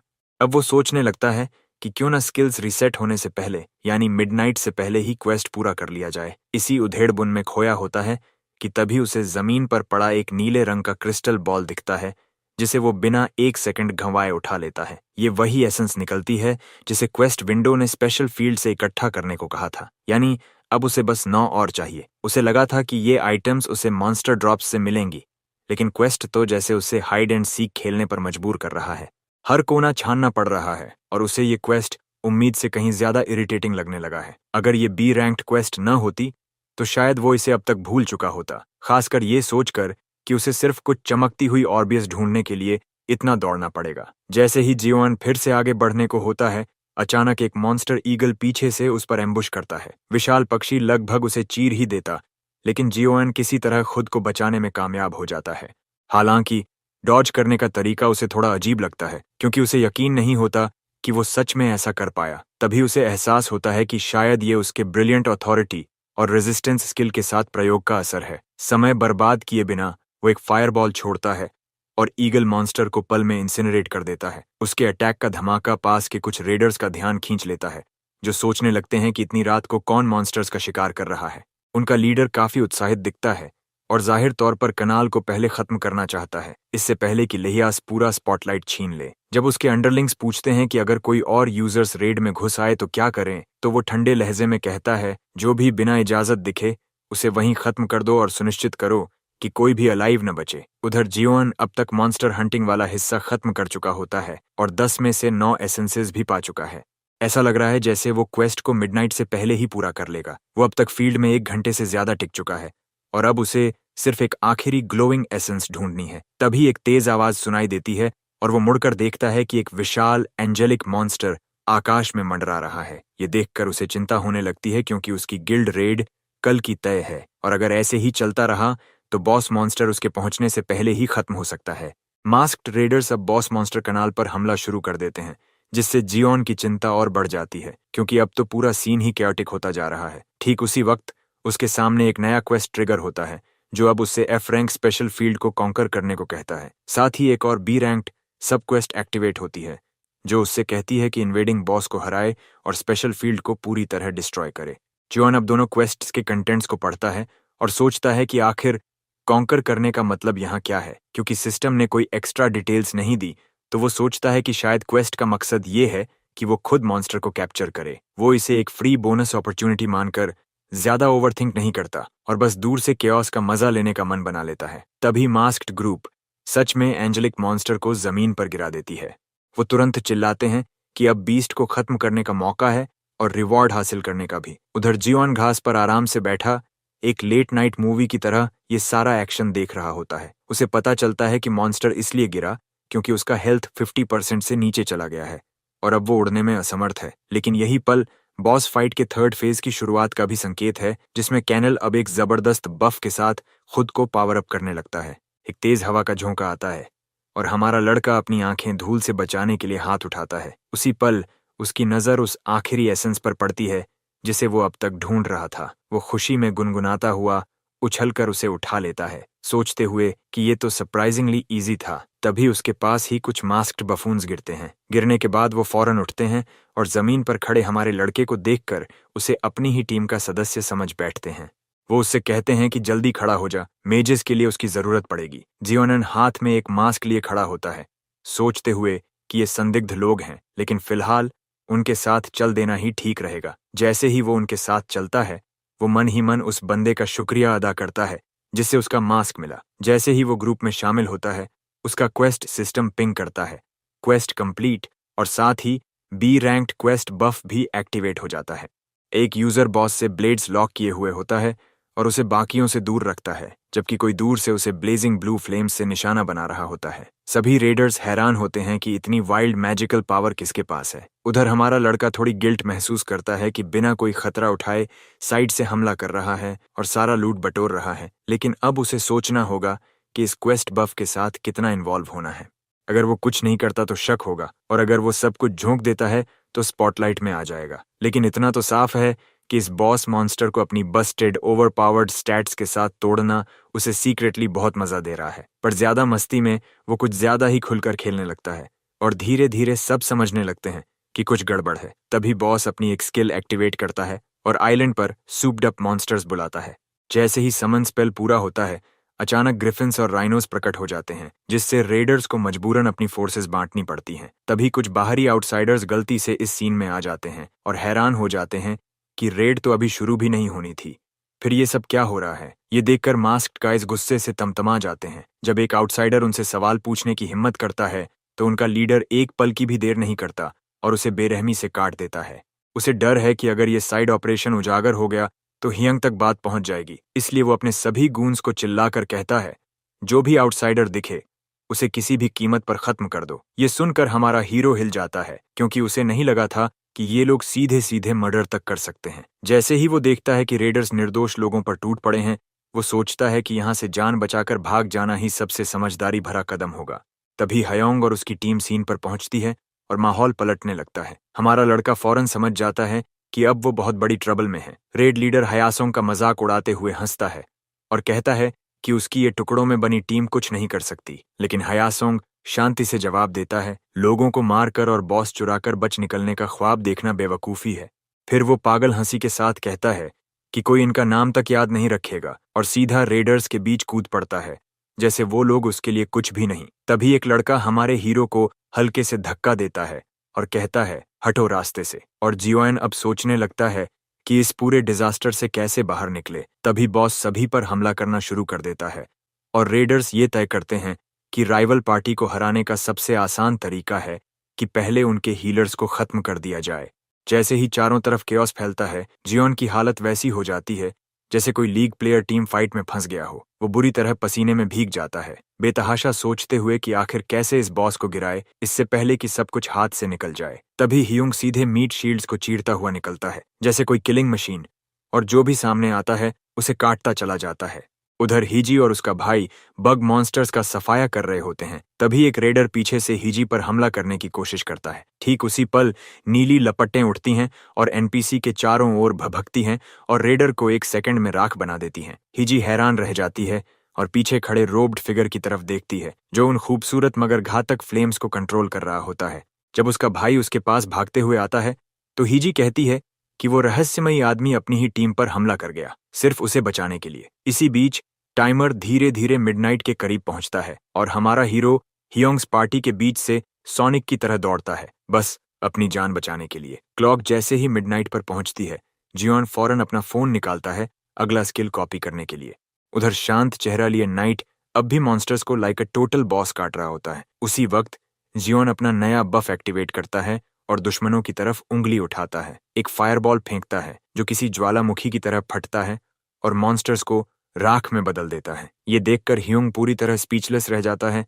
वो दृश्य देखकर रेड लीडर अपनी जीप पर क्लिक करता है। गुस्से में और मजबूरी से जियोन के साथ मिलकर बाकी के ट्रैश मॉब्स को निपटाने की योजना बनाता है। बफ्स की बाढ़ में डूबा जियोन अपने ब्लड फ्रेंजी स्किल के प्रभाव में पूरी तरह से पागल हो जाता है, हर किल के साथ अपनी स्टैट्स को बढ़ाता हुआ। और अंत में वो बॉस पर आखिरी स्कॉर्चिंग फायरबॉल फेंकता है जिससे वो गहरी नींद में चला जाता है। ब्लास्ट से सब कुछ झलकर राख हो जाता है और रेडर्स हैरान होते हैं कि क्या वो आखिरी बार सच में काम कर गया। लेकिन जियोन की खुशी जल्द ही फ्रस्ट्रेशन में बदल जाती है जब उसे एहसास होता है कि मामला अभी खत्म नहीं हुआ। बॉस अचानक अपनी आखिरी फेज में चला जाता है। फिर अपनी विशाल सोर्ड निकालते हुए वो इसे इतनी ताकत से जमीन पर पटकता है कि हीजीज ब्रदर मुश्किल से अपनी डिफेंसिव स्किल से शॉक वेव को ब्लॉक कर पाता है। इम्पैक्ट से सब कुछ और सभी जैसे रैगडॉल्स की तरह उड़ जाते हैं और जियोन को महसूस होता है कि अब उसकी मौत बस कुछ ही दूर है। तभी अचानक एक अजनबी शख्स आकर उसे बचा लेता है। जियोन उस शख्स को देखकर पूरी तरह से चुप रह जाता है और वो आदमी आराम से कहता है कि अब वो उस पर एक फेवर का कर्जदार है, कोई बड़ी बात नहीं। हीजीज ब्रदर से बचने के बाद जियोन बिना समय गवाए अपना फायरबॉल स्किल कनेल की तरफ फेंकता है और उसे एक ही पल में नष्ट कर देता है, ठीक हियोंग्स चेहरे के सामने। कनेल गिरता है और उसके आसपास गिरे लूट से साफ जाहिर होता है कि ये एक बॉस सिस्टम का हिस्सा था। हाइसुंग कदम बढ़ाता है बॉस सिस्टम को पुनः प्राप्त करने के लिए और रेडर्स को सख्ती से चेतावनी देता है कि वो बिना कोई हंगामा किए साइड हो जाएं। रेड लीडर जो बॉस मॉन्स्टर खुद के लिए लेने की योजना बना रहा था, पलटकर जवाब देता है और सभी को याद दिलाता है कि किसी को भी उनकी मेज की ताकत को हल्के में नहीं लेना चाहिए। इस बीच जियोन को एक नोटिफिकेशन मिलता है जिसमें बताया जाता है कि मेन क्वेस्ट पूरा हो चुका है और अब उसे ट्यूटोरियल फील्ड में टेलीपोर्ट किया जाएगा जहां उसे अपने रिवॉर्ड्स चुनने का मौका मिलेगा। रेडर गाय जियोन को घूरता है और महसूस करता है कि जियोन उसे कहीं से जाना पहचाना सा लगता है, लेकिन फिर भी उसे समझ में नहीं आता कि ये शख्स कौन है। ठीक उसी पल जियोन आराम से रिवॉर्ड उठा लेता है जो बॉस मॉन्स्टर से गिरा था। जैसे ही मास्क्ड रेडर को समझ में आता है कि सामने खड़ा शख्स वही बदनाम साइकोपैथ है, जियोन बड़ी मुस्कान के साथ कहता है, चूंकि मैंने इसे हराया है, ये लूट तो मेरा ही है। मास्क्ड गाय और हियोंग दोनों भागकर आइटम को पकड़ने की कोशिश करते हैं, लेकिन ठीक इससे पहले जियोन का सिस्टम एक्टिवेट हो जाता है और टेलीपोर्टेशन पूरा कर लेता है, जिससे सब पीछे फ्यूमिंग करते रह जाते हैं, पूरी तरह से जानते हुए कि उन्हें स्कैम्ड कर दिया गया है। जब जियोन ट्यूटोरियल फील्ड में पहुंचता है तो वो सोचने लगता है कि क्या उसने सच में उन सभी को स्कैम किया था। तभी उसके सामने एक के बाद एक नोटिफिकेशंस की बाढ़ आ जाती है जिससे वो पूरी तरह से ओवरवेल्म्ड हो जाता है। वो ये सोचने की कोशिश करता है कि ये सभी क्या सिर्फ रिवॉर्ड अलर्ट्स हैं, लेकिन इससे पहले कि वो कुछ पढ़ पाता, एक छोटी सी फेरी प्रकट होती है और खुद को ईगो बताती है। वो कहती है कि अब वो उसकी ऑफिशियल ट्यूटोरियल असिस्टेंट है और चूंकि जियोन ने अपना मेन क्वेस्ट पूरा कर लिया है, उसका काम है उसे बाकी ट्यूटोरियल में गाइड करना। जियोन थोड़ी घबराहट महसूस करता है और कहता है कि कभी किसी ने ट्यूटोरियल असिस्टेंट के बारे में नहीं बताया था। फिर सोचता है कि ये क्या एक्स लेवल यूनिक ट्रेट्स के कारण उसे मिल रहा है। छोटी ईगो फेरी शिष्टता से पूछती है कि क्या उसे रिवॉर्ड कलेक्शन प्रोसेस शुरू करना चाहिए। जब जियोन सहमति देता है तो वो एक पैनल उठाती है जिसमें डिटेल्ड ट्रेड अपग्रेड का विकल्प होता है। वो बताती है कि ट्रेड अपग्रेड्स एक तरह से सेकंड डैश एवोल्यूशंस की तरह काम करते हैं और ये किसी की एबिलिटीज को नए और अधिक डिटेल्ड ट्रेड्स के साथ बढ़ाते हैं। फिर वो जियोन की मौजूदा एबिलिटीज की पूरी लिस्ट दिखाती है और उसे एक अपग्रेड चुनने के लिए कहती है। जियोन इस पर सोचने लगता है और पहले अपनी अनईयर्ड इनकम स्किल को अपग्रेड करने का विचार करता है, सोचते हुए कि इससे उसकी एसपी बढ़ेगी। लेकिन फिर उसे याद आता है कि वो अभी बहुत कमजोर है और अगर रेड मिडनाइट से पहले हुआ होता और उसकी स्किल्स रीसेट न हुई होती तो शायद वो कनेल को हराने का मौका भी नहीं पाता। सब कुछ ध्यान में रखते हुए उसने फैसला किया कि स्किल्स की संख्या बढ़ाना सबसे समझदारी वाला कदम होगा। इसलिए उसने स्किल कॉपी के लिए सैंपल चुना और उसे बड़ा अपग्रेड दिया। हालांकि उसे थोड़ा लेट डाउन होता है कि ये 2 पार्ट्स तक ही सीमित हो गया, लेकिन फिर भी दिन में 4 बार कॉपीज मिलना उसे उत्साहित करता है। अब उसे उम्मीद है कि शायद वो इसे 8 तक बढ़ा सके। ईगो फिर पूछती है कि क्या वो बाकी अनक्लेम्ड रिवॉर्ड्स चेक करना चाहेगा और जियोन तुरंत हाँ कह देता है। रैंडम आइटम बॉक्स से उसे एक सोर्ड मिलती है जो फायरी एक्सप्लोजन्स पैदा करती है। जब उसे फिर से एक फायर एट्रीब्यूट आइटम मिलता है तो वो परेशान हो जाता है कि उसे जो भी मिलता है वो हमेशा फायर से जुड़ा होता है, और जाहिर तौर पर ये नई सोर्ड भी इससे अलग नहीं है। फिर आता है स्किल मास्टर रिवॉर्ड बॉक्स मुख्य क्वेस्ट से, जो उसे काफी खुश कर देता है क्योंकि इसमें जो एसपी मिलता है वो उसे बड़ा फायदा पहुंचाता है। लेकिन आश्चर्य यहीं खत्म नहीं होते। उसे एक अतिरिक्त रिवॉर्ड भी मिलता है जो उसकी एक एबिलिटी में नया सब ट्रेड जोड़ता है, और इस बार उसे विकल्पों की एक नई रो मिलती है। अब खुश होकर वो जल्दी से उस आइटम को चेक करता है जो उसने बॉस से लिया था। वह उत्साहित होकर देखता है कि ये एक SS grade canals cursed necklace है जो उसे एक मैसिव स्टैट बूस्ट देता है, जिससे वो चौंक जाता है। वो सोचने लगता है कि अगर बॉस ड्रॉप इतना शक्तिशाली था तो बॉस स्किल तो और भी डरावना होगा। जिज्ञासा के चलते वो उसे चेक करता है और सचमुच पाता है कि अगर बॉसेस एचपी 10% से नीचे गिर जाता तो फॉलन एंजल को पूरी हेल्थ रिस्टोर के साथ 50% स्टैट इंक्रीज मिलता, जिससे जियोन के लिए उसे अकेले हराना नामुमकिन हो जाता। इसी बीच वो नोटिस करता है कि उसका एसपी अब 20,000 के पार जा चुका है। बिना वक्त गवाए वो अपनी एबिलिटीज में इन पॉइंट्स को डालने शुरू कर देता है। सबसे पहले सेफ्टी स्किल के सैंपल को। वो लगातार उन पॉइंट्स को अपग्रेड करता है और हर अपग्रेड के साथ अपनी ताकत और मजबूती बढ़ाता है। अंत में जब वो सब पूरा कर लेता है तो थका हारा होकर फर्श पर गिर जाता है, संतुष्ट और आराम करते हुए। ठीक तभी ईगो उसे बिना किसी चेतावनी के यह कह देती है कि असली ट्यूटोरियल अब शुरू होने वाला है। फिर वो उससे पूछती है कि क्या वो मेन क्वेस्ट की आखिरी लाइन याद करता है। जॉन सोचने लगता है और धुंधला सा कुछ याद करता है, कुछ ऐसा जो अर्थ और ह्यूमैनिटी के सर्वाइवल के बारे में था। तो वो फेरी को देखता है और पूछता है कि इसका मतलब क्या था। ईगो बिना कोई झिझक किए उसे बताती है कि इसका मतलब ये है कि उसकी पूरी वर्ल्ड अब एक इन्वेडर्स द्वारा नष्ट होने के कगार पर है, जो दूसरी डिमेंशन से आ रहे हैं। इस बीच अर्थ पर एक स्क्वाड सोल्जर्स पोर्टल गेट के पास खड़ा है, निगरानी रखने के लिए।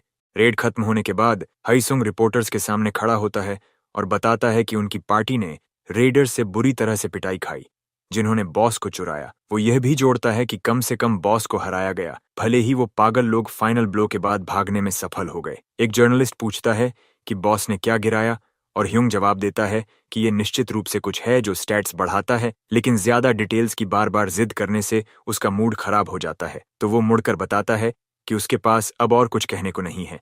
अपने अपार्टमेंट में आराम से बैठी फायर लेडी लाइव ब्रॉडकास्ट को फोन पर देख रही है। उसका भाई आराम से कहता है कि वो आदमी जिसने उसे बचाया था अगर अकेले ह्यूंग का सामना करता तो शायद वो पैनकेक की तरह पिचक गया होता। इस बीच फायर लेडी जियोनन को कॉल करती है, ये जानने के लिए कि हमारा लड़का आखिर कौन है, क्योंकि जबकि विजर्ड रोब बेसिक हो सकती है, एक फायरबॉल जो बॉस को एक ही बार में मार गिराता है, ये कोई भी नहीं कर सकता। वो अपने भाई को अनदेखा करते हुए कॉल कनेक्ट करती है, फिर खुशी खुशी जियोन को हेलो कहती है और सीधे पूछती है कि क्या वो वही मेज है जिसने उसे रेड में बचाया था।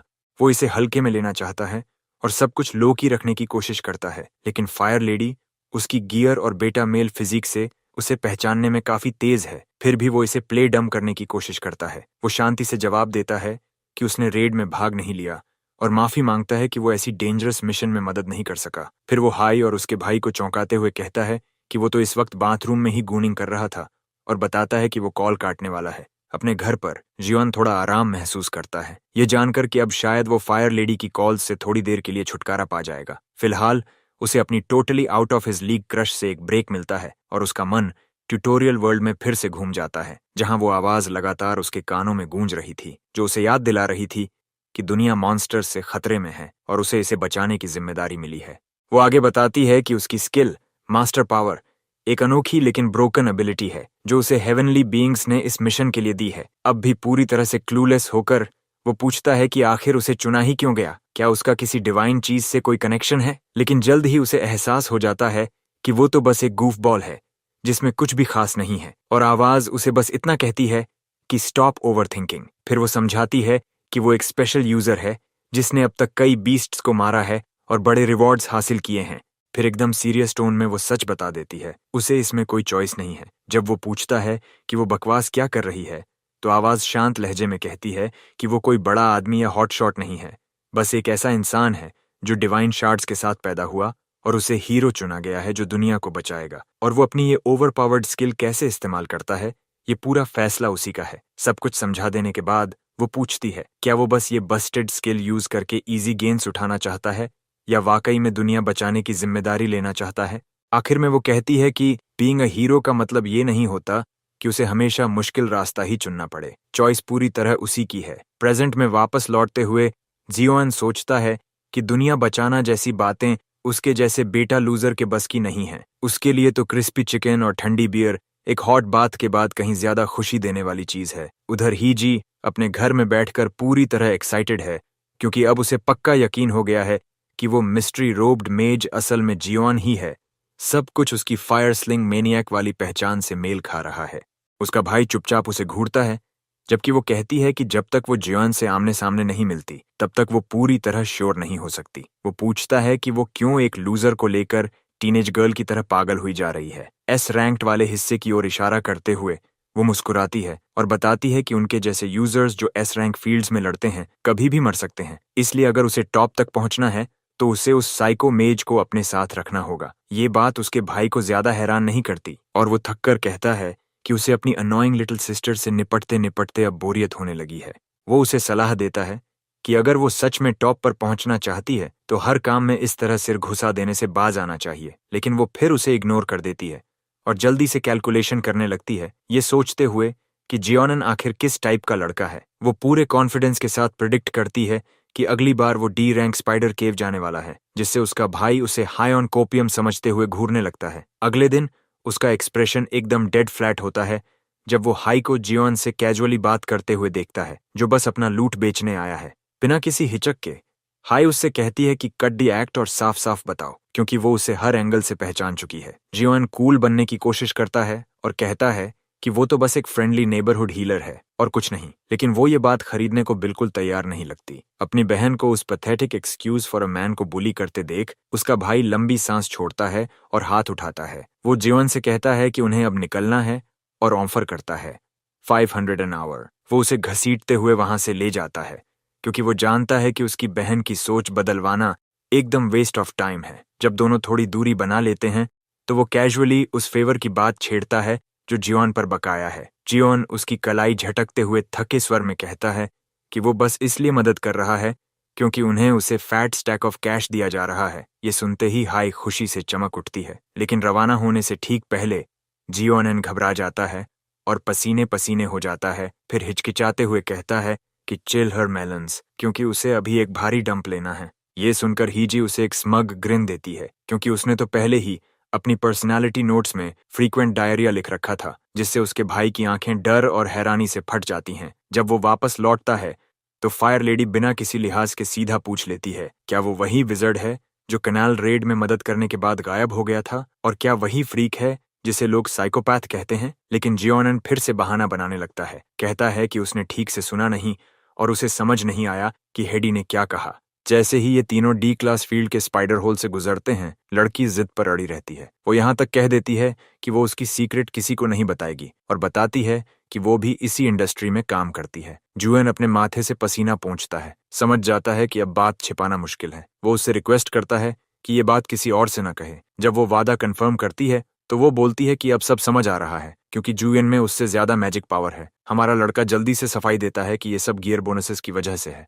हाई उससे पूछती है कि वो बफ और हीलिंग के लिए कौन सा स्किल बुक यूज करता है। तभी उसका भाई दोनों को रोक देता है और बताता है कि ये डंजन थोड़ा हाई लेवल फील्ड लग रहा है, जहां बहुत से मॉन्स्टर्स छिपे हो सकते हैं। वो दोनों को डांटता है कि मजाक बंद करो और सीरियस हो जाओ। जुएन अपना फायर फ्लेम सोर्ड अनशीथ करता है और कूद पड़ता है, ये डिक्लेयर करते हुए कि वो रास्ता क्लियर करेगा। उसकी सोर्ड देखकर हायागी चौंक जाती है और सोचती है कि कहीं जुएन भी मैजिक सोर्ड यूजर तो नहीं।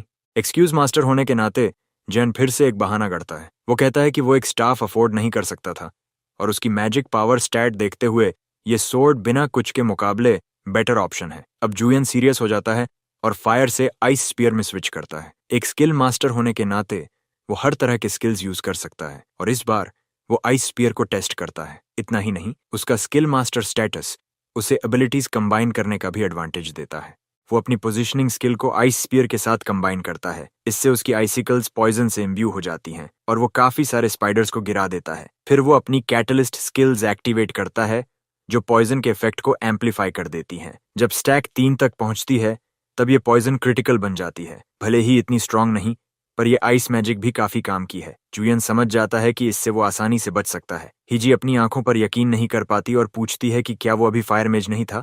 जुयन उसे कोई साफ जवाब नहीं देता। बाद में ये ट्रियो एक कैफे में बैठकर खाना खा रहे होते हैं, जबकि जियन थोड़ा ग्लूमी लग रहा होता है। वो तो चाहता था कि जैसे ही हंट खत्म हो वो भाग निकले। उसका माइंड फिर से डंजन वाली फाइट पर चला जाता है, जहां उसने एक ही शॉट में बॉस मॉन्स्टर को बहुत डैमेज दिया था और पूरी क्वीन स्पाइडर की सोल अब्सॉर्ब कर ली थी। इसी वजह से हीजी और उसके भाई को कुछ नहीं मिला और अब उसे गिल्ट में उनके साथ खाना शेयर करना पड़ रहा है।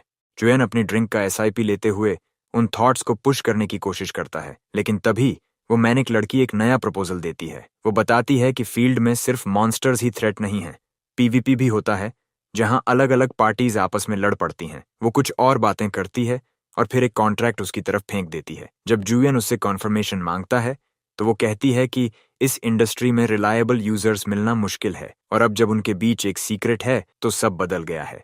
वो उसे साइन करवाने के लिए हर पॉसिबल तरीका आजमाती है, यहाँ तक कि एक फ्री ऑफिस टेल भी ऑफर करती है जिसमें एक आदमी को चाहिए हर लग्जरी मौजूद है। जुयान कॉन्ट्रैक्ट को ग्लांस करके कहता है कि कंडीशंस इतनी अच्छी हैं कि मना करना मुश्किल है, और वो साइन कर देता है। इसके बाद वो परसिस्टेंट लड़की उसे एक डेबिट कार्ड देती है और कहती है कि जो चाहिए खरीद लो। साथ ही वो ये भी अश्योर करती है कि फील्ड हंट से मिलने वाले पैसों का हिसाब वो खुद रखेगी। हाई उससे पूछती है कि क्या उसे और कोई एक्सप्लेनेशन चाहिए, जिस पर जियन अपना सिर हिला देता है, मतलब नहीं। वो एक ऐसे बच्चे जैसा बिहेव करता है जिसकी हर विश पूरी हो गई हो। इसके बाद वो हीजी के साथ हंटिंग पर निकलता है और इस बार उसे हंटिंग पहले से भी आसान लगती है। साथ ही वो थोड़ा शाई फील करता है, रियलाइजिंग कि उसकी मैनेजर कितनी क्यूट है। अब वो अपने रोल मॉडल से जेलसी फील नहीं करता। अब जब उसके पास स्किल है, उसे लगता है जिंदगी काफी सही चल रही है। वो सोचता है कि अगर फायरबॉल को ब्लड कॉम्बैट एक्स के साथ कंबाइन किया जाए तो शायद एक पावरफुल अटैक बन जाए। इस आइडिया से एक्साइटेड होकर वो जंप करता है और अपनी नई मैनेजर से कहता है कि फील्ड चलने की तैयारी करे। अगले दिन हीजी का भाई उसे सस्पिशियस नजरों से देखता है क्योंकि हीजी पूरी तरह से लव स्ट्रक लग रही होती है। वो पूछता है कि क्या उसे सच में लगता है कि जियन इतना ट्रस्टवर्दी है कि बस 3 लोग मिलकर सी रैंक फील्ड को टैकल कर सकते हैं। वो बेपरवाही से कंधे उचकाती है और कहती है कि वो लोग तो काफी समय से करना चाहते थे, लेकिन उसका भाई उसे याद दिलाता है कि उस फील्ड की रिकमेंडेड लेवल उनसे कहीं ज्यादा है। तभी हमारा लड़का, जो अभी बस लेवल पेम्ब्रिंग का स्क्रब है, सीन में एंट्री करता है और बोलता है, टेंशन मत लो। वो बड़ा लड़का बिना हिचक ये कह देता है कि जियान इस पार्टी में साफ तौर पर सबसे कमजोर है और एक इनकम्प्लीट पार्टी फील्ड को और भी ज्यादा मुश्किल बना देती है। लेकिन हमारा बॉय बस इतना कहता है, कोई बात नहीं, मेरी ब्रोकन ब्लड फ्रेंजी स्किल काफी है सबको कैरी करने के लिए, नो प्रॉब्लम। सी रैंक डंगोनन के अंदर, जो अपने स्नीकी प्लांट मॉन्स्टर्स के लिए जाना जाता है, जो बिल्कुल अनएक्सपेक्टेड तरीके से बाहर कूदते हैं, अधिकतर लोग कम से कम 2 वाइड रेंज डैमेज डीलर्स साथ लाते हैं ताकि सरवाइव कर सकें। लेकिन इस पार्टी में कुछ अलग है। जुएन बिना पलक झपकाए एक फायरबॉल फेंकता है और वुड मॉन्स्टर्स को जलाकर राख कर देता है। ये देखकर सिबलिंग्स शॉक में उसे घूरते रह जाते हैं, जैसे उसके लिए ये सब नो बिग डील हो। अपनी यूजुअल लूजर फेस के साथ जियान काफी कॉन्फिडेंट है क्योंकि उसकी ट्रेट उसके फायर मैजिक को लिमिट से भी आगे पुश करती है।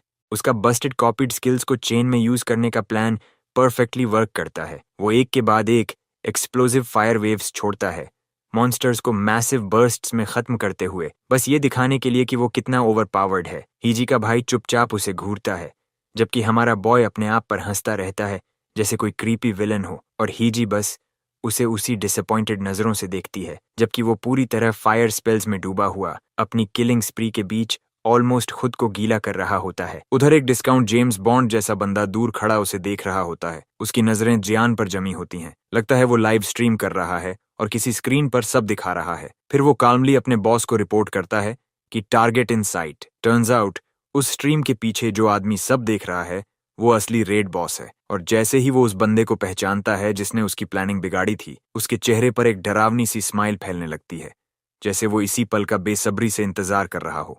इधर जियान नॉन स्टॉप मॉन्स्टर्स को स्टीम रोस्ट करता रहता है, पीछे शाइनी लूट का एक ट्रेल छोड़ता हुआ, जैसे टूटी हुई उम्मीदों की कतार। दुश्मनों की लाशों पर बिना इमोशन के चलते हुए वो कैजुअली लूट उठाता है और अपने आप पर हंसता है, अमेज्ड कि उसकी लेवल कितनी तेजी से बढ़ रही है। तभी उसकी नजर एक सिल्वरी शाइनी चीज पर पड़ती है। वो बिना सोचे समझे उसे उठाकर बड़ी सी स्माइल के साथ खींच लेता है। ये भी नहीं देखता कि वो कोई आइटम है या बस कोई बेकार चीज। लेकिन वाइब एकदम पलट जाती है जब उसे एहसास होता है कि वो शायद किसी इंसान के रिमेन्स पकड़े हुए हैं। फिर तो वो इतना तेज चीखता है जैसे कोई छोटी बच्ची डर गई हो। उसकी आवाज सीधा हीजी और उसके भाई तक पहुंच जाती है। दोनों जल्दी भागते हुए आते हैं और पूछते हैं क्या सब ठीक है। वो जल्दी से एक्सप्लेन करता है कि यहाँ एक पूरा डेड बॉडी पड़ा है और शायद उससे कोई एक्सीडेंटल अनअलाइविंग हो गई हो। लेकिन हीजी थोड़ा गौर से देखकर पूरा शर्लॉक होम्स बन जाती है और कहती है रिलैक्स करो, ये स्केलेटन बहुत साफ है, यानी ये कोई फ्रेश किल नहीं है। वो अंदाजा लगाती है कि ये शायद कोई यूजर था जिसे कंप्लीटली लूट कर लिया गया है, क्योंकि वहां कोई आर्मर या वेपन नहीं छोड़ा गया। फिर वो कैजुअली सजेस्ट करती है कि अब चलना चाहिए और जल्दी इस जगह से निकल जाना चाहिए। उसका इतना लेड बैक एटीट्यूड देखकर जियान पूरी तरह कंफ्यूज्ड हो जाता है। जब वो उसे ऐसे देखता है जैसे कुछ समझ नहीं आया, तो हीजी समझाती है डंगो नन में मर्डर होना बहुत कॉमन है और सबसे खराब बात यह है कि इसे कभी भी प्रॉपरली प्रूव नहीं किया जा सकता। जियान ये सब सुनकर शॉक हो जाता है कि वो कितनी डिटेल्स जानती है और सीधे पूछ बैठता है क्या तुम्हारे साथ कभी ऐसा हुआ है। वो मुस्कुराते हुए जवाब देती है कि हाँ, एक बार वो खुद भी ऐसी सिचुएशन से बची थी और जिसने ट्राई किया था वो उसी की अपनी पार्टी का बंदा था। वो बता देती है कि एक बार जब वो दोनों साथ हंटिंग पर गए थे तभी उस बंदे ने पीछे से उस पर अटैक कर दिया था किसी स्पेशल चीज को चुराने के लिए। और अनलाइक मॉन्स्टर्स, जब कोई ह्यूमन टीममेट तुम पर पीछे से वार करता है तो पहचानना ऑलमोस्ट इम्पॉसिबल होता है। फिर उस सीरियस मूड को तोड़ते हुए वो मजाक करती है देखो मैं इतनी हॉट हूं, शायद उसे मेरे गियर से ज्यादा कुछ और चाहिए था। और फिर कैजुअली कबूल करती है कि वो उसका पहला अनअलाइव मोमेंट था। हिजी का भाई उसे बस चुपचाप घूरता रह जाता है, जबकि वो कंधे उचकाकर हंसते हुए कहती है क्रीप्स जैसे वो डिजर्व करते हैं कि उन्हें रोस्ट कर दिया जाए। तो ऑनेस्टली मुझे उस वक्त कोई गिल्ट नहीं हुआ। सब कुछ खत्म होने के बाद हीजी जुएन से कहती है कि सोते वक्त एक आंख खुली रखना, क्योंकि बाहर बहुत सारे क्रेजीज घूम रहे हैं, और साथ में ये भी कि उसे उसके हैंडसम भाई पर बैकअप के लिए भरोसा करना चाहिए, बिल्कुल अनअवेयर कि जुएन की फिजिकल स्टैट्स उसके भाई को पीछे छोड़ देती हैं। जुएन अपनी यूजुअल स्मग लुक के साथ बोस्ट करता है कि वो तब तक नहीं गिरेगा जब तक सामने हानियल जैसा कोई डरावना ना हो। ये सुनकर हीजी हंसती है और कहती है कि चलो कम से कम कहने की हिम्मत तो रखता है। लेकिन जैसे ही वो कहती है कि वो सीरियस है, तभी अचानक उनके पैरों के पास एक छोटा फेरोमोन बॉम्ब गिरता है जो एक इंटॉक्सिकेटिंग गैस छोड़ता है। गैस लगते ही तीनों लड़खड़ाने लगते हैं और उनके घुटनों में वीकनेस सी आ जाती है। उसी वक्त डरावने पेड़ों जैसे दिखने वाले मॉन्स्टर्स की भीड़ चारों तरफ से घेरना शुरू कर देती है। तो शील्ड ब्रो सामने कूदता है और प्रॉपर टैंक की तरह ग्रुप को प्रोटेक्ट करने की कोशिश करता है। लेकिन जियान एज फियरलेस एज एवर उसे पूरी तरह इग्नोर करता है और स्ट्रेट मॉन्स्टर्स की तरफ चार्ज कर देता है जैसे कोई टोटल बॉस हो, चिल्लाते हुए I got this under control.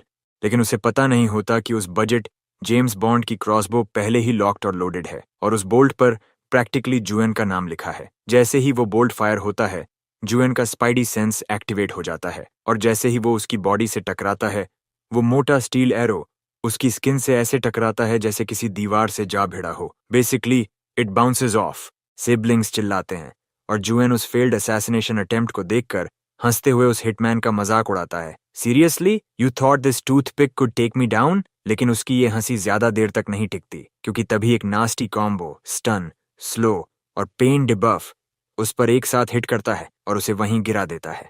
जुएन घुटनों पर गिरकर दर्द से कराहता है और सिबलिंग्स बस फ्रोजन खड़े उसे गिरते हुए देखते हैं। दूर खड़ा वो शेडी बंदा इस पल को पूरी तरह एंजॉय कर रहा होता है। उसके चेहरे पर एक वाइड ग्रिन फैल चुकी होती है, जैसे उसने बहुत टाइम से इसी पल का इंतजार किया हो। जुएन जमीन पर स्लैम्ड हो जाता है और किम हिजी उसकी मदद के लिए भागती है।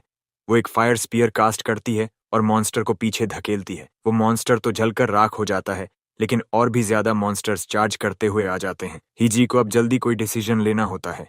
वो अचानक अपने भाई को कहती है कि रास्ता साफ करो और जुएन को अपने कंधे पर उठा लो। टाइम वेस्ट किए बिना दोनों मॉन्स्टर्स की भीड़ से लड़ते हुए, धमाकों से बचते हुए और हर मुश्किल को पार करते हुए बाहर निकलने की कोशिश करते हैं। तभी एक ब्लॉन्ड लड़का उनका रास्ता रोकता है और पूछता है सोच क्या रहे हो, ऐसे ही भाग जाओगे। वो उनका मजाक उड़ाता है कि बिना ढंग से लड़े ही रन कर रहे हैं। हीजी का भाई गुस्से में पूछता है तुम लोग हो कौन। स्पष्ट होता है कि उनका असली काम जुएन से है। वो लोग कहते हैं कि बोझ को छोड़ो और निकल लो यहाँ से। माहौल अचानक बहुत टेंस हो जाता है, लेकिन किम हिजी पीछे नहीं हटती। वो एक और फायर स्पीयर फेंकती है ताकि दुश्मन दूर रहें और फर्मली कहती है कि जुएन को वो नहीं छोड़ने वाली। लेकिन ब्लॉन्ड लड़का उस अटैक को ऐसे स्वॉट कर देता है जैसे कुछ हुआ ही ना हो। हिजी शॉक में रह जाती है। तभी उसे याद आता है ये लड़का कनाल रेड में भी था। ब्लॉन्ड लड़का स्मर्क करते हुए कहता है तुम तो प्रिटी हो, लेकिन दिमाग थोड़ा कम है। और फिर जैसे ही वो देखता है कि कोई सुन नहीं रहा, वो कहता है अब सबको मारना पड़ेगा और अपनी टीम से कहता है ब्लो इट अप। तभी एक पिंक स्मोक फूटता है जिससे पास के मॉन्स्टर्स भी रिवील हो जाते हैं। ब्लॉन्ड लड़का अपनी जीत का ऐलान करता है कि फेरोमोन बॉम्ब्स को बार बार यूज नहीं कर सकते, लेकिन अब जो होगा उसे कोई नहीं रोक सकता। अब मॉन्स्टर्स की लहरें जुयन, हीजी और उसके भाई पर टूट पड़ती हैं, बट फिर भी वो दोनों लड़ते रहते हैं, डटे रहते हैं। बीच में जुएन अभी भी अनकॉन्शियस है और उसके शरीर में गहरी जलन महसूस होती है। उसकी स्किन जल रही होती है और माइंड एक फॉग में डूबा होता है, सोचते हुए कि क्या यही उसका एंड है। उसी वक्त जुएन की आंखें खुलती हैं, एक हॉरिफाइंग सीन देखकर। किम हिजी और उसका भाई पूरे मॉन्स्टर स्वार्म को खत्म कर चुके होते हैं, बट दोनों खून से लथपथ और भारी जख्मों में ढके हुए होते हैं। जुएन कुछ समझ ही नहीं पाता और मुश्किल से ये पूछ पाता है कि उन्होंने उसके लिए इतना सब कुछ क्यों किया। उसकी यादें वापस जाती हैं उस वक्त पर जब किम ही ने उसे बोला था कि अगर हालात बिगड़ें तो हज्जी के भाई के पीछे छिप जाना। जैसे ही किम हिजी उसे होश में आता देखती है, वो पूछती है कि क्या वो चल सकता है, लेकिन जुयन उस बात को टालते हुए एक बेशर्म रिक्वेस्ट करता है कि ये सब सीक्रेट ही रखा जाए। ब्लॉन्ड डूड सार्कास्टिकली तारीफ करता है कि उन्होंने कितना अच्छा होल्ड किया, जबकि साथ में उस गुड फॉर नथिंग जुयन को भी घसीटना पड़ा। वो स्मगली बोलता है कि जो अब आने वाला है उसके सामने ये कुछ भी नहीं था। तभी अचानक जुयन फिर से खड़ा हो जाता है, जिससे किम हयागी चौंक जाती है। उसे तो लगा था कि जुयन के पास अब कोई ताकत बची ही नहीं। ब्लॉन्ड डूड उसकी टूटी फूटी हालत को देखकर मजाक उड़ाता है। उसे पूरा यकीन है कि इसे तो बहुत दर्द हो रहा होगा। जुयन इनकार नहीं करता, वो साफ कह देता है कि हाँ, बहुत बुरा दर्द हो रहा है, लेकिन वो क्रीप तो उसकी चमड़ी उधेड़ने और हड्डियां सड़ने देने का प्लान बना ही चुका है। इसी बीच जुयान अपनी उंगलियां चटकाता है और ब्लॉन्ड डूड हंसता है, सोचते हुए कि अब शायद वो उसकी फायरबॉल के लिए बैरियर रेडी कर चुके हैं। लेकिन जुयान कैजुअली पूछता है, are you really sure about that? और तभी वो अचानक हवा में स्पेल्स की पूरी बारिश कर देता है, जो फायरबॉल्स बिल्कुल भी नहीं लग रही थीं। अब ब्लॉन्ड डूड को शक होने लगता है कि कहीं यही बंदा तो नहीं जिसने मुहम्मद की रिंग चुराई थी। तभी जुयान मीटियर रेन कास्ट करता है और ब्लॉन्ड पैनिक कर उठता है। उसे लगता है कि ये तो पूरी स्क्वाड को मिटा देगा, लेकिन जुयन बिल्कुल भी हेजिटेट नहीं करता। वो एक के बाद एक स्पेल्स छोड़ता चला जाता है, जैसे अभी तो वार्म अप चल रहा हो। जमीन पर बड़े बड़े गोल क्रैक्स और स्मैश्ड अप गड्ढे बन जाते हैं। आखिरकार ट्रियो को थोड़ी सी राहत मिलती है और जुयन जमीन पर गिर पड़ता है, बुरी तरह हांफते हुए। लास्ट सेकंड टेलीपोर्ट ने किसी तरह उसे बचा लिया। असल में पिछले आधी रात के बाद जुयन अपने 4 स्किल स्लॉट सेट कर रहा था। उसने फायरबॉल एक्सप्लोजन को ब्लड कॉम्बैट में कॉपी किया था, जिससे एक स्लॉट खाली रह गया। उसके बाद उसने एक वीडियो देखी जिसमें एक बंदा एरो छोड़ते ही एक बॉल्ड आदमी के पीछे टेलीपोर्ट हो गया था। कॉन्फिडेंस की बात नहीं थी, बस स्मार्ट मूव लग रहा था, जैसे किसी इंश्योरेंस की तरह। असल में टेलीपोर्ट एक यूनिक ट्रेट है जो तुम्हें एक टारगेट मार्क करने देता है, और जब तुम कोई स्किल कास्ट करते हो तो तुम उस मार्क्ड टारगेट के साथ मूव भी कर सकते हो। जुयन ने तो मानो जैकपॉट मार लिया। मैस टेलीपोर्ट मिला है उसे, और साथ में कुछ बोनस पर्क्स भी। उसके चेहरे पर खुशी इतनी थी कि वो नाचने ही लग गया। अब प्रेजेंट में लौटते हैं। जुयन कहता है कि वो सब कुछ बाद में एक्सप्लेन करेगा। सब सेटल होते ही किम हाई तैयार हो जाती है उन बेवकूफों के पीछे छोड़े गए लूट को उठाने के लिए। नीचे मौजूद लोग तो पूरी तरह शॉक में थे, उनके मुंह खुले रह गए थे। जमीन पर फैले मैसिव क्रैक्स और गड्ढों को देखकर किसी ने मजाक में बोल भी दिया, लगता है मुहम्मद यहां से चार्ज मारकर निकला था। जुयन भले ही बच गया हो, लेकिन उसे पता है अब कोई ना कोई उसे ट्रैक जरूर करेगा। ब्राइट साइड ये है कि वो अब लेवल 20 पहुंच गया है और उसकी सब ट्रेड्स अनलॉक हो चुकी हैं। उसका स्किल स्टोरेज अब ऑफिशियली एक्टिवेट हो चुका है। कुछ देर बाद किम, हायागी और उसका भाई बैठकर जुयन की बात सुनते हैं। वो उन्हें समझाता है कि स्किल मास्टर क्या होता है। ये एक एक्स क्लास स्किल है जो दूसरों की एबिलिटीज को कॉपी करने देती है। अब सब कुछ एकदम क्लियर हो जाता है। उन्हें समझ आता है कि जुयन की वियर्ड हीलिंग, हाई डैमेज और बफ्स सब कॉपीड एबिलिटीज की वजह से हैं। किम हाई पूछती है कि क्या वो उसके या उसके भाई की स्किल्स भी कॉपी कर सकता है। जुयन कहता है कि हाँ, मुमकिन है, बट गियर के बिना टैंक बनना प्रैक्टिकल नहीं है। किम हयागी की आंखों में एक्साइटमेंट आ जाती है। वो सोचने लगती है कि जुयन कितनी दूर तक जा सकता है। जुयन थोड़ा ऑकवर्ड हो जाता है और कहता है कि बाकी डिटेल्स टॉप सीक्रेट हैं। तभी हाई का भाई असली मुद्दे पर वापस आता है। वो पूछता है कि क्या जुयन को कोई अंदाजा है कि उन पर हमला किसने किया। जुयन अंदाजा लगाता है कि वही लोग हैं जो कैनल रेड में थे, और किम हाई का गट फीलिंग कहता है कि वो रेडर गिल्ड से ही थे। अब सब समझाने के लिए किम हिजी बताती है उस ऑनगोइंग रूमर के बारे में। एक ग्रुप है रेडर गिल्ड जो बॉस आइटम्स को कलेक्ट करने के लिए जाना जाता है। जुयन मानता है कि उसकी उनसे पहले भी भिड़ंत हो चुकी है। फिर किम हिजी अपनी पास्ट स्टोरी शेयर करती है। उसे भी इनवाइट मिला था रेडर गिल्ड में, लेकिन एक शर्त पर उसे उनके दिए हुए बॉस आइटम्स यूज करने पड़ते। जुयान अब सोचता है कि पीके ग्रुप से इनका क्या लिंक है। किम बताती है कि हमलावरों के पास बॉस टियर आइटम्स थे जो बहुत रेयर होते हैं और जिनका ड्रॉप रेट भी लो होता है। एक ही ग्रुप के पास इतने सारे आइटम्स होना सस्पिशियस है। किम हेजी का मानना है कि ये सब किसी बड़े ऑर्गेनाइजेशन का हिस्सा है जिसकी जड़ें और ब्रांचेस पूरी दुनिया में फैली हैं। और सबसे बड़ी बात, उनका लीडर अभी तक एक मिस्ट्री है। अब जब जुयन ऐसे दुश्मनों से भिड़ चुका है तो उसे एक्स्ट्रा केयरफुल रहना ही होगा। थोड़ी देर बाद जब सब आराम कर रहे होते हैं, जुयन अपने हाल के कारनामों पर सोचता है। सारी इंसिडेंट्स इतनी तेजी से एक्यूमुलेट हो रही हैं कि उसे लगता है उसकी आइडेंटिटी अब एक्सपोज्ड होने ही वाली है और यही उसका सबसे बड़ा डर है। उसे अब और स्ट्रांग बनना ही होगा उससे पहले कि कोई उसकी सच्चाई सामने लाए। फिलहाल तो वो एक ही स्किल पर रिलाई कर रहा है। थैंकफुली उसका स्टेटस विंडो दिखा रहा है कि उसके पास स्किल पॉइंट्स की अच्छी खासी मात्रा है, करीब 30,000 जो उसने डेली क्वेस्ट्स के जरिए कमाए थे।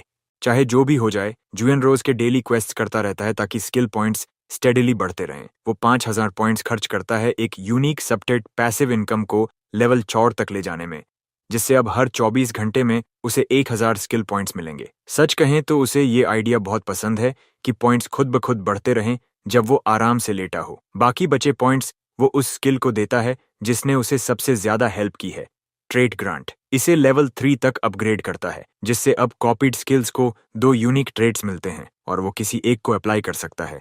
भले ही ट्रेट ग्रेड ई हो, एफिशिएंसी में अच्छा बूस्ट मिलता है और ग्रेड डी तो और भी बेहतर होता है। फिर जुयन स्किल स्टोरेज के हाइलाइट्स देखता है। एक कॉपी काउंट यूज करने से वो स्किल को स्टोर कर सकता है और blue grade effects green grade से ज्यादा पावरफुल होते हैं। लेकिन एक बार कॉपी काउंट यूज हो गया तो वो रिचार्ज नहीं होता। काश उसे ये पहले पता होता तो वो ब्लड कॉम्बैट को परमानेंट बना लेता। वीडियो से कॉपीड स्किल्स ओरिजिनल ग्रेड पर ही रहती हैं, वो चेंज नहीं होता। फिर भी जुयन को पता है कि उसे कौन सा स्किल स्टोर करना है। रेजिस्टेंस टू चेंज कॉपी होते ही उसे अनलिमिटेड यूज मिल जाएगा। अब उसके पास resistance to change, radiant power और ब्लड कॉम्बैट जैसे किलर स्किल्स हैं। उसका प्लान है इन्हें लगातार यूज करके रैंक अप करना। फिर वो डिसाइड करता है कि कुछ दिन आराम कर ले, लेकिन वो प्लान ज्यादा देर नहीं टिकता। मोहम्मद ट्रियो के पास पहुंच जाता है और जुयन को समझ नहीं आता कि वो यहाँ क्यों है। उसका चिल टाइम एकदम खत्म हो जाता है जब पता चलता है कि मोहम्मद एक्चुअली उसे ढूंढने आया है। वो बताता है कि जुयन के साइको एंटिक्स काफी पॉपुलर हो गए हैं और उसने काफी हलचल मचा दी है, लेकिन अब सब हैंडल हो गया है तो घबराने की जरूरत नहीं। किम हिजी तुरंत पूछती है कि रियल रीजन क्या है। मोहम्मद मानता है कि अटैकर्स एक ग्लोबल लेवल की ग्रुप का हिस्सा हैं, रेडर गिल्ड, और वो ऑलरेडी उनके खिलाफ वॉर में है। उसे कुछ इंटेल भी मिला है कि रेडर गिल्ड अभी गंजाम रिजॉर्ट स्की पर जमा हो रही है ताकि उनके पुराने लीडर का छुपा ट्रेजर ढूंढ सके। मोहम्मद खुद डायरेक्टली मदद नहीं कर सकता क्योंकि उसकी मूवमेंट से बहुत अटेंशन अट्रैक्ट होता है, जिससे ये मिशन और भी रिस्की बन जाता है। उसकी सेक्रेटरी मीटिंग कट कर देती है और मोहम्मद उन्हें चॉइस देता है, चाहे तो सेफ रहें या दुश्मन को खत्म करें। तभी 2 टीम्स आमने सामने होती हैं जब अचानक एक हाथ सामने आता है, एक स्टनिंग सी औरत जिसके हाथ में रेड ड्रैगन की पूंछ जैसी चीज है। एक बंदा उसे देखकर एक्साइटेड होकर मिस लिन शाओलिंग का वेलकम करता है, लेकिन वो उसे ग्रीट करने की बजाय उसके माथे पर फ्लिक करती है और वो मिसाइल की तरह दीवार से टकराता है। वो उसे कैजुअली डम बास कहती है और बताती है कि उसकी इंटेल पूरी तरह से गलत थी। असल में ओल्ड गिल्ड मास्टर मर चुका है और अब वो खुद रेडर गिल्ड की नई लीडर है। ये सुनते ही सब लिन शाओलिंग को झुककर सल्यूट करते हैं क्योंकि अब और कोई ऑप्शन नहीं बचा। वो कहती है कि अब से उसे बॉस बुलाया जाए और सारी कंफ्यूजन वहीं खत्म कर देती है। अब लिन शाओलिंग बन चुकी है रेडर गिल्ड की हेड। फिर वो अपने लोगों को बताती है कि 20th फ्लोर तक मॉन्स्टर्स के पैटर्न ट्रैक हो चुके हैं और उन्हें उन मटेरियल्स को सॉर्ट करने को कहती है। वो पूछती है कि ओल्ड मैन्स फैक्शन का क्या हाल है। तभी पता चलता है कि उसके 98% फॉलोअर्स खत्म हो चुके हैं और बाकी जल्दी डील कर लिए जाएंगे। उसे ये सुनकर मजा आता है और वो ऑर्डर देती है कि कोरिया में पड़ा ओल्ड मैन का अनटच्ड ट्रेजर निकाल लिया जाए। लिन शाओलिंग साफ कहती है कि अब पावरलेस बंदरों के अमीर बनने के दिन खत्म हो गए हैं। ये ईरा सुपर पावर्स का है और जो भी बॉस को चैलेंज करके स्पेशल फील्ड पर राज करना चाहता है उसे अपनी ताकत खुद साबित करनी होगी। अब ताज सिर्फ उसी का होगा, लिन शाओलिंग का। दूसरी ओर जुयन पहली बार गंजाम्स रिजॉर्ट में मजे कर रहा है। भले ही वो कोई फन जोन नहीं है क्योंकि वहां मॉन्स्टर्स घूम रहे हैं, बर्फ साल भर जमी रहती है और कांस्टेंट ब्लिजर्ड्स और स्लिपरी रोड्स ने इस जगह की रेप्यूटेशन खराब कर दी है। किम हिजी बस काम निपटाकर थोड़ा एंजॉय करना चाहती है, जबकि उसका भाई सोचता है कि सिर्फ 3 लोगों का आना फूलिश था। तभी किम हिजी कैजुअली कह देती है कि उसने बॉस आइटम अपने नाम पर बेच दिया था जब वो डिस्पोज हुआ था, जिससे अब वो भी जुयन की तरह टारगेट बन चुकी है। हाई का भाई साफ नाराज था कि सारी रिस्पॉन्सिबिलिटी उन्हें ही संभालनी पड़ रही है, लेकिन किम हेडी ने उसे रिलैक्स करने को कहा, याद दिलाते हुए कि उनके साथ 3 वेटरन्स हैं जो बहुत कुछ झेल चुके हैं। जुयन को सुनकर शौक हुआ कि उसे वेटरन कहाँ, पर हेडी ने साबित किया कि उसने बॉस रेड और पीके ग्रुप अटैक दोनों में सर्वाइव किया है, तो वो बेहतर टाइटल के हकदार हैं। जैसे ही वे फील्ड की ओर बढ़े, एंजॉय गिल्ड के मेंबर्स ने उन्हें रोका और डेथ थ्रेट्स दी। किम हायागी ने पूछा कि क्या वे यूजर एसोसिएशन के हैं या खुले फील्ड का कोई हक रखते हैं, पर एक बोनहेड ने उसे भगा दिया, कहते हुए एरिया उनका कंट्रोल में है। जुयन को यह बहुत बुरा लगा। उसने सोचा भले ही वो हीरो ना हो, फिर भी उसे अपनी प्रोटेक्शन करनी चाहिए। बोनहेड ने किम हिजी को मॉक किया और कहा कि आकर उसे गले लगा ले, जो हिजी को चुभा। हिजी के भाई ने अब तक चुप रहना बंद किया। जुयन ने हाथ में फायरबॉल लोड किया, गुस्से में कि कोई उसके सामने तलवार उठाए, और विश्ड कि उसकी ताकत इतनी होती कि वो उसे तोड़ देता। फायरबॉल ने सबका ध्यान खींचा और सबने जल्दी पहचान लिया कि ये वही इन्फेमस साइको है, 2 रोग वेटरन्स और एक टैंक के साथ। जुयन ने डिसाइड किया कि अब वक्त आ गया है कि वो असली कंट्रोल दिखाए। एंजॉय गिल्ड के लोग डर गए, बड़बड़ा रहे थे कि उनकी गिल्ड ने पहले आना था, पर जुयन को कोई फर्क नहीं पड़ा। उसने फायरबॉल सीधे उन पर फेंका, उन्हें चौंका दिया। वे यकीन नहीं कर पा रहे थे कि वो साइको ऐसा कर गया। जुयन ने गुस्से में कहा कि अगर वे फिर से आए तो उनकी मौत तय है। किम हेडी और हिजी के भाई ने देखा कि जुयन अब शार्प, कॉन्फिडेंट और डोमिनेट दिख रहा है, पर जैसे ही उन्होंने ये कहा, जुयन का यूजुअल गूफी अंदाज वापस आ गया। उसने जोक किया कि शायद ब्लैकमेल करना ज्यादा उसका स्टाइल है। फील्ड में मॉन्स्टर्स ने एंजॉय गिल्ड के लोगों पर हमला करना शुरू किया, जो एरिया कंट्रोल करके प्रॉफिट कमा रहे थे। अचानक एक फायरबॉल हवा में उड़ता है और एक सफेद क्लोक में आदमी आता है, खुद को हंटर बताता है। एंजॉय गिल्ड का जर्क कहता है कि एरिया आउटसाइडर्स के लिए बंद है, क्योंकि यहां पहले से लेवल 40 प्लेयर्स हैं, और दूसरों को दूसरे फील्ड्स देखने को कहता है। पर सफेद कपड़ों वाला आदमी देखना चाहता है कि कौन निकलता है। उसकी टीम फील्ड में घुसती है, एनिमीज को काटती है और अपना रास्ता बनाती है। ग्रीनहुड माफी मांगता है कि उसे नहीं पता था एंजॉय गिल्ड कैसे चला रहा था। आदमी आदेश देता है कि वे 2 टीमों में बंट जाएं और थ्रेट्स को बिना रुके खत्म करें। उनका लक्ष्य फील्ड के सबसे गहरे और ऊंचे हिस्से तक पहुंचकर इमिटेशन ब्रेसलेट ढूंढना है। जुयन और किम हेडी की रिजॉर्ट आने पर बहुत खुश हैं, लेकिन हेडी का भाई ग्राउंडेड रहता है और कहता है कि रेडर गिल्ड कोई एमेचर्स की ग्रुप नहीं है और उन्हें प्रीएम्प्टिव स्ट्राइक करनी होगी। वे अभी भी एंजॉय गिल्ड और रेडर जिन में फर्क नहीं कर पा रहे। जिन बताता है कि रेडर गिल्ड ट्रेजर हंटिंग में है, न कि मॉन्स्टर एक्सपीरियंस पॉइंट्स में। ये बात जुयन के दिमाग में मिस्चीवस आइडिया जगाती है और वो मुस्कुराने लगता है। वहीं स्की रिजोर्ट में कोई फेरोमोन बॉम्ब फेंकता है और पिंक स्मोक पूरे एरिया में फैल जाता है। सभी चौंक जाते हैं। जल्द ही मॉन्स्टर्स की लहर आती है जो लोगों पर अनस्टॉपेबल टाइड की तरह चार्ज करती है। दूसरी तरफ जुयन और बाकी दूर से ये कियोस देख रहे हैं। जुयन को याद आता है कि रास्कल्स ने पहले भी फेरोमोन बॉम्ब स्किल इस्तेमाल किया था और अब समझता है कि रिसीविंग एंड कितना बुरा होता है। वो थोड़ा स्मग दिखता है। फिर भी हेडी का भाई कहता है कि अभी भी कोई सॉलिड प्रूफ नहीं है कि वे रेडर्स हैं। चैन बड़े आदमी को सिखाते हुए बताता है कि अगर वे मॉन्स्टर्स की भीड़ से नहीं भागते और फिर भी टिके रहते हैं तो या तो वे एक्सपीरियंस फार्मिंग कर रहे हैं या कोई ऐसा काम जो रिस्क लेने लायक है। किम हायागी जोड़ती है कि उनके स्किल यूज से पता चलता है कि हर एक रिकमेंडेड लेवल से काफी ऊपर है। हिजी के भाई को समझ आता है कि एक्सपीरियंस पॉइंट्स के लिए नहीं तो कुछ और वजह होगी। वे उन्हें फॉलो करने का फैसला करते हैं और थोड़ी सी बमबारी भी करते हैं। जुयन एक बॉम्ब फेंकता है जबकि किम हिजी क्वाइटली सोचती है कि क्या जिन पहले से ऐसा था या कुछ चेंज हुआ है। ग्रीनहुड मैप पर लोकेशन मांगता है और केव की ओर बढ़ता है। जुयन की योजना काम कर जाती है और उसे रेडर गिल्ड का ग्रुप मिल जाता है। जियन के पास कुछ खास था जो उसने ऐसे मोमेंट्स के लिए रखा था, पर फिर भी उसे कुछ ऑफ महसूस होता है, जैसे मैसिव एम्बुश प्लान हो रहा हो। वो समझ नहीं पाता कि इतना काल्म क्यों है। अचानक किम हिजी पूछती है कि क्या वो ठीक है। जुयन उसे आराम दिलाता है, कहते हुए कि सोचने का टाइम नहीं है। बाद में उसे एहसास होता है कि मॉन्स्टर्स का इतनी बार अचानक आ जाना बड़ा स्किल है। रिकॉन के लिए वॉलंटियर करना सही चॉइस था। उसका लैकी भी मानता है कि शुरुआत में बहुत लोग थे, इसलिए एक आइटम कैरी करना मुश्किल था। मॉब ने अरेस्ट कर लिया होगा। अचानक सब एक सरप्राइज क्रॉसबो अटैक से चौंक जाते हैं। तीर उड़ते हैं और एक आदमी पूछता है कि वे कौन हैं, झल्लाते हुए कि उसने डॉज किया पर फिर भी हिट हुआ। पता चलता है कि जुयान ने वीकनिंग बो से मारा, जो 3 मिनट तक स्लो और पेन देता है, और 30% हेल्थ से नीचे जाते ही 1 मिनट स्टन भी। जुयान सोचता है कि इस आदमी की हेल्थ अभी 30 से ऊपर है, लेकिन वो डिबफ्स महसूस करे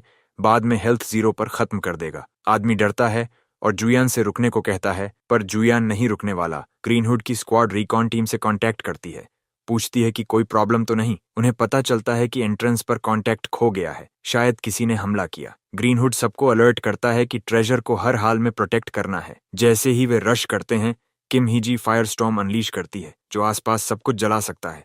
फिर अचानक पूरा एरिया एक्सप्लोड हो जाता है और थंडर स्ट्राइक्स गिरते हैं, खासकर ब्लॉन्ड आदमी पर। कोई चिल्लाता है कि टैंकर डेड हो गया और ग्रीनहुड तुरंत कहता है कि मेजेस को जल्दी खत्म करो, पैरालाइसिस खत्म होने से पहले। फिर भी वो स्क्वाड भेजता है सिचुएशन संभालने। अब टैंकर नहीं है। जुयन आगे आता है दिखाने कि वे वीक नहीं है। अचानक वो ज्यादा पावर पुश करता है, रेडिएंट पावर कॉल करता है। ब्लू विंडो पॉप होती है जो रैंडम बफ देती है, स्टैट्स क्रेजी बढ़ाते हुए। ग्रीनहुड सोचता है जुयन का फायरबॉल यूज फूलिश है और उसे लगता है रैंक ई मूव उसकी शील्ड के सामने कुछ नहीं कर सकता। पर जुयन बीच में ही ब्लास्ट करता है और ग्रीनहुड के लैकी को दूर फेंक देता है। वो जायंट फायरबॉल सबको शॉक कर देता है। ग्रीनहुड हिल जाता है, समझता है ये डैमेज कम नहीं है। जुयन कैजुअली डम्बासिस को थैंक्स कहता है कि उन्होंने ट्रेजर उन्हें दिया। फिर वो एक्सप्लोजन अनलीश करता है जो फायरवर्क्स की तरह फूटता है। सफेद कपड़ों वाला आदमी अपनी टीम को कहता है कि यहाँ सब ठीक करो और समिट पर मिलो। पर अचानक दूर से एक बड़ा एक्सप्लोजन सुनता है और जान जाता है कि कुछ गड़बड़ है। तुरंत आदेश देता है कि सभी ऑपरेशंस बंद करो और सीधे समिट पर आओ।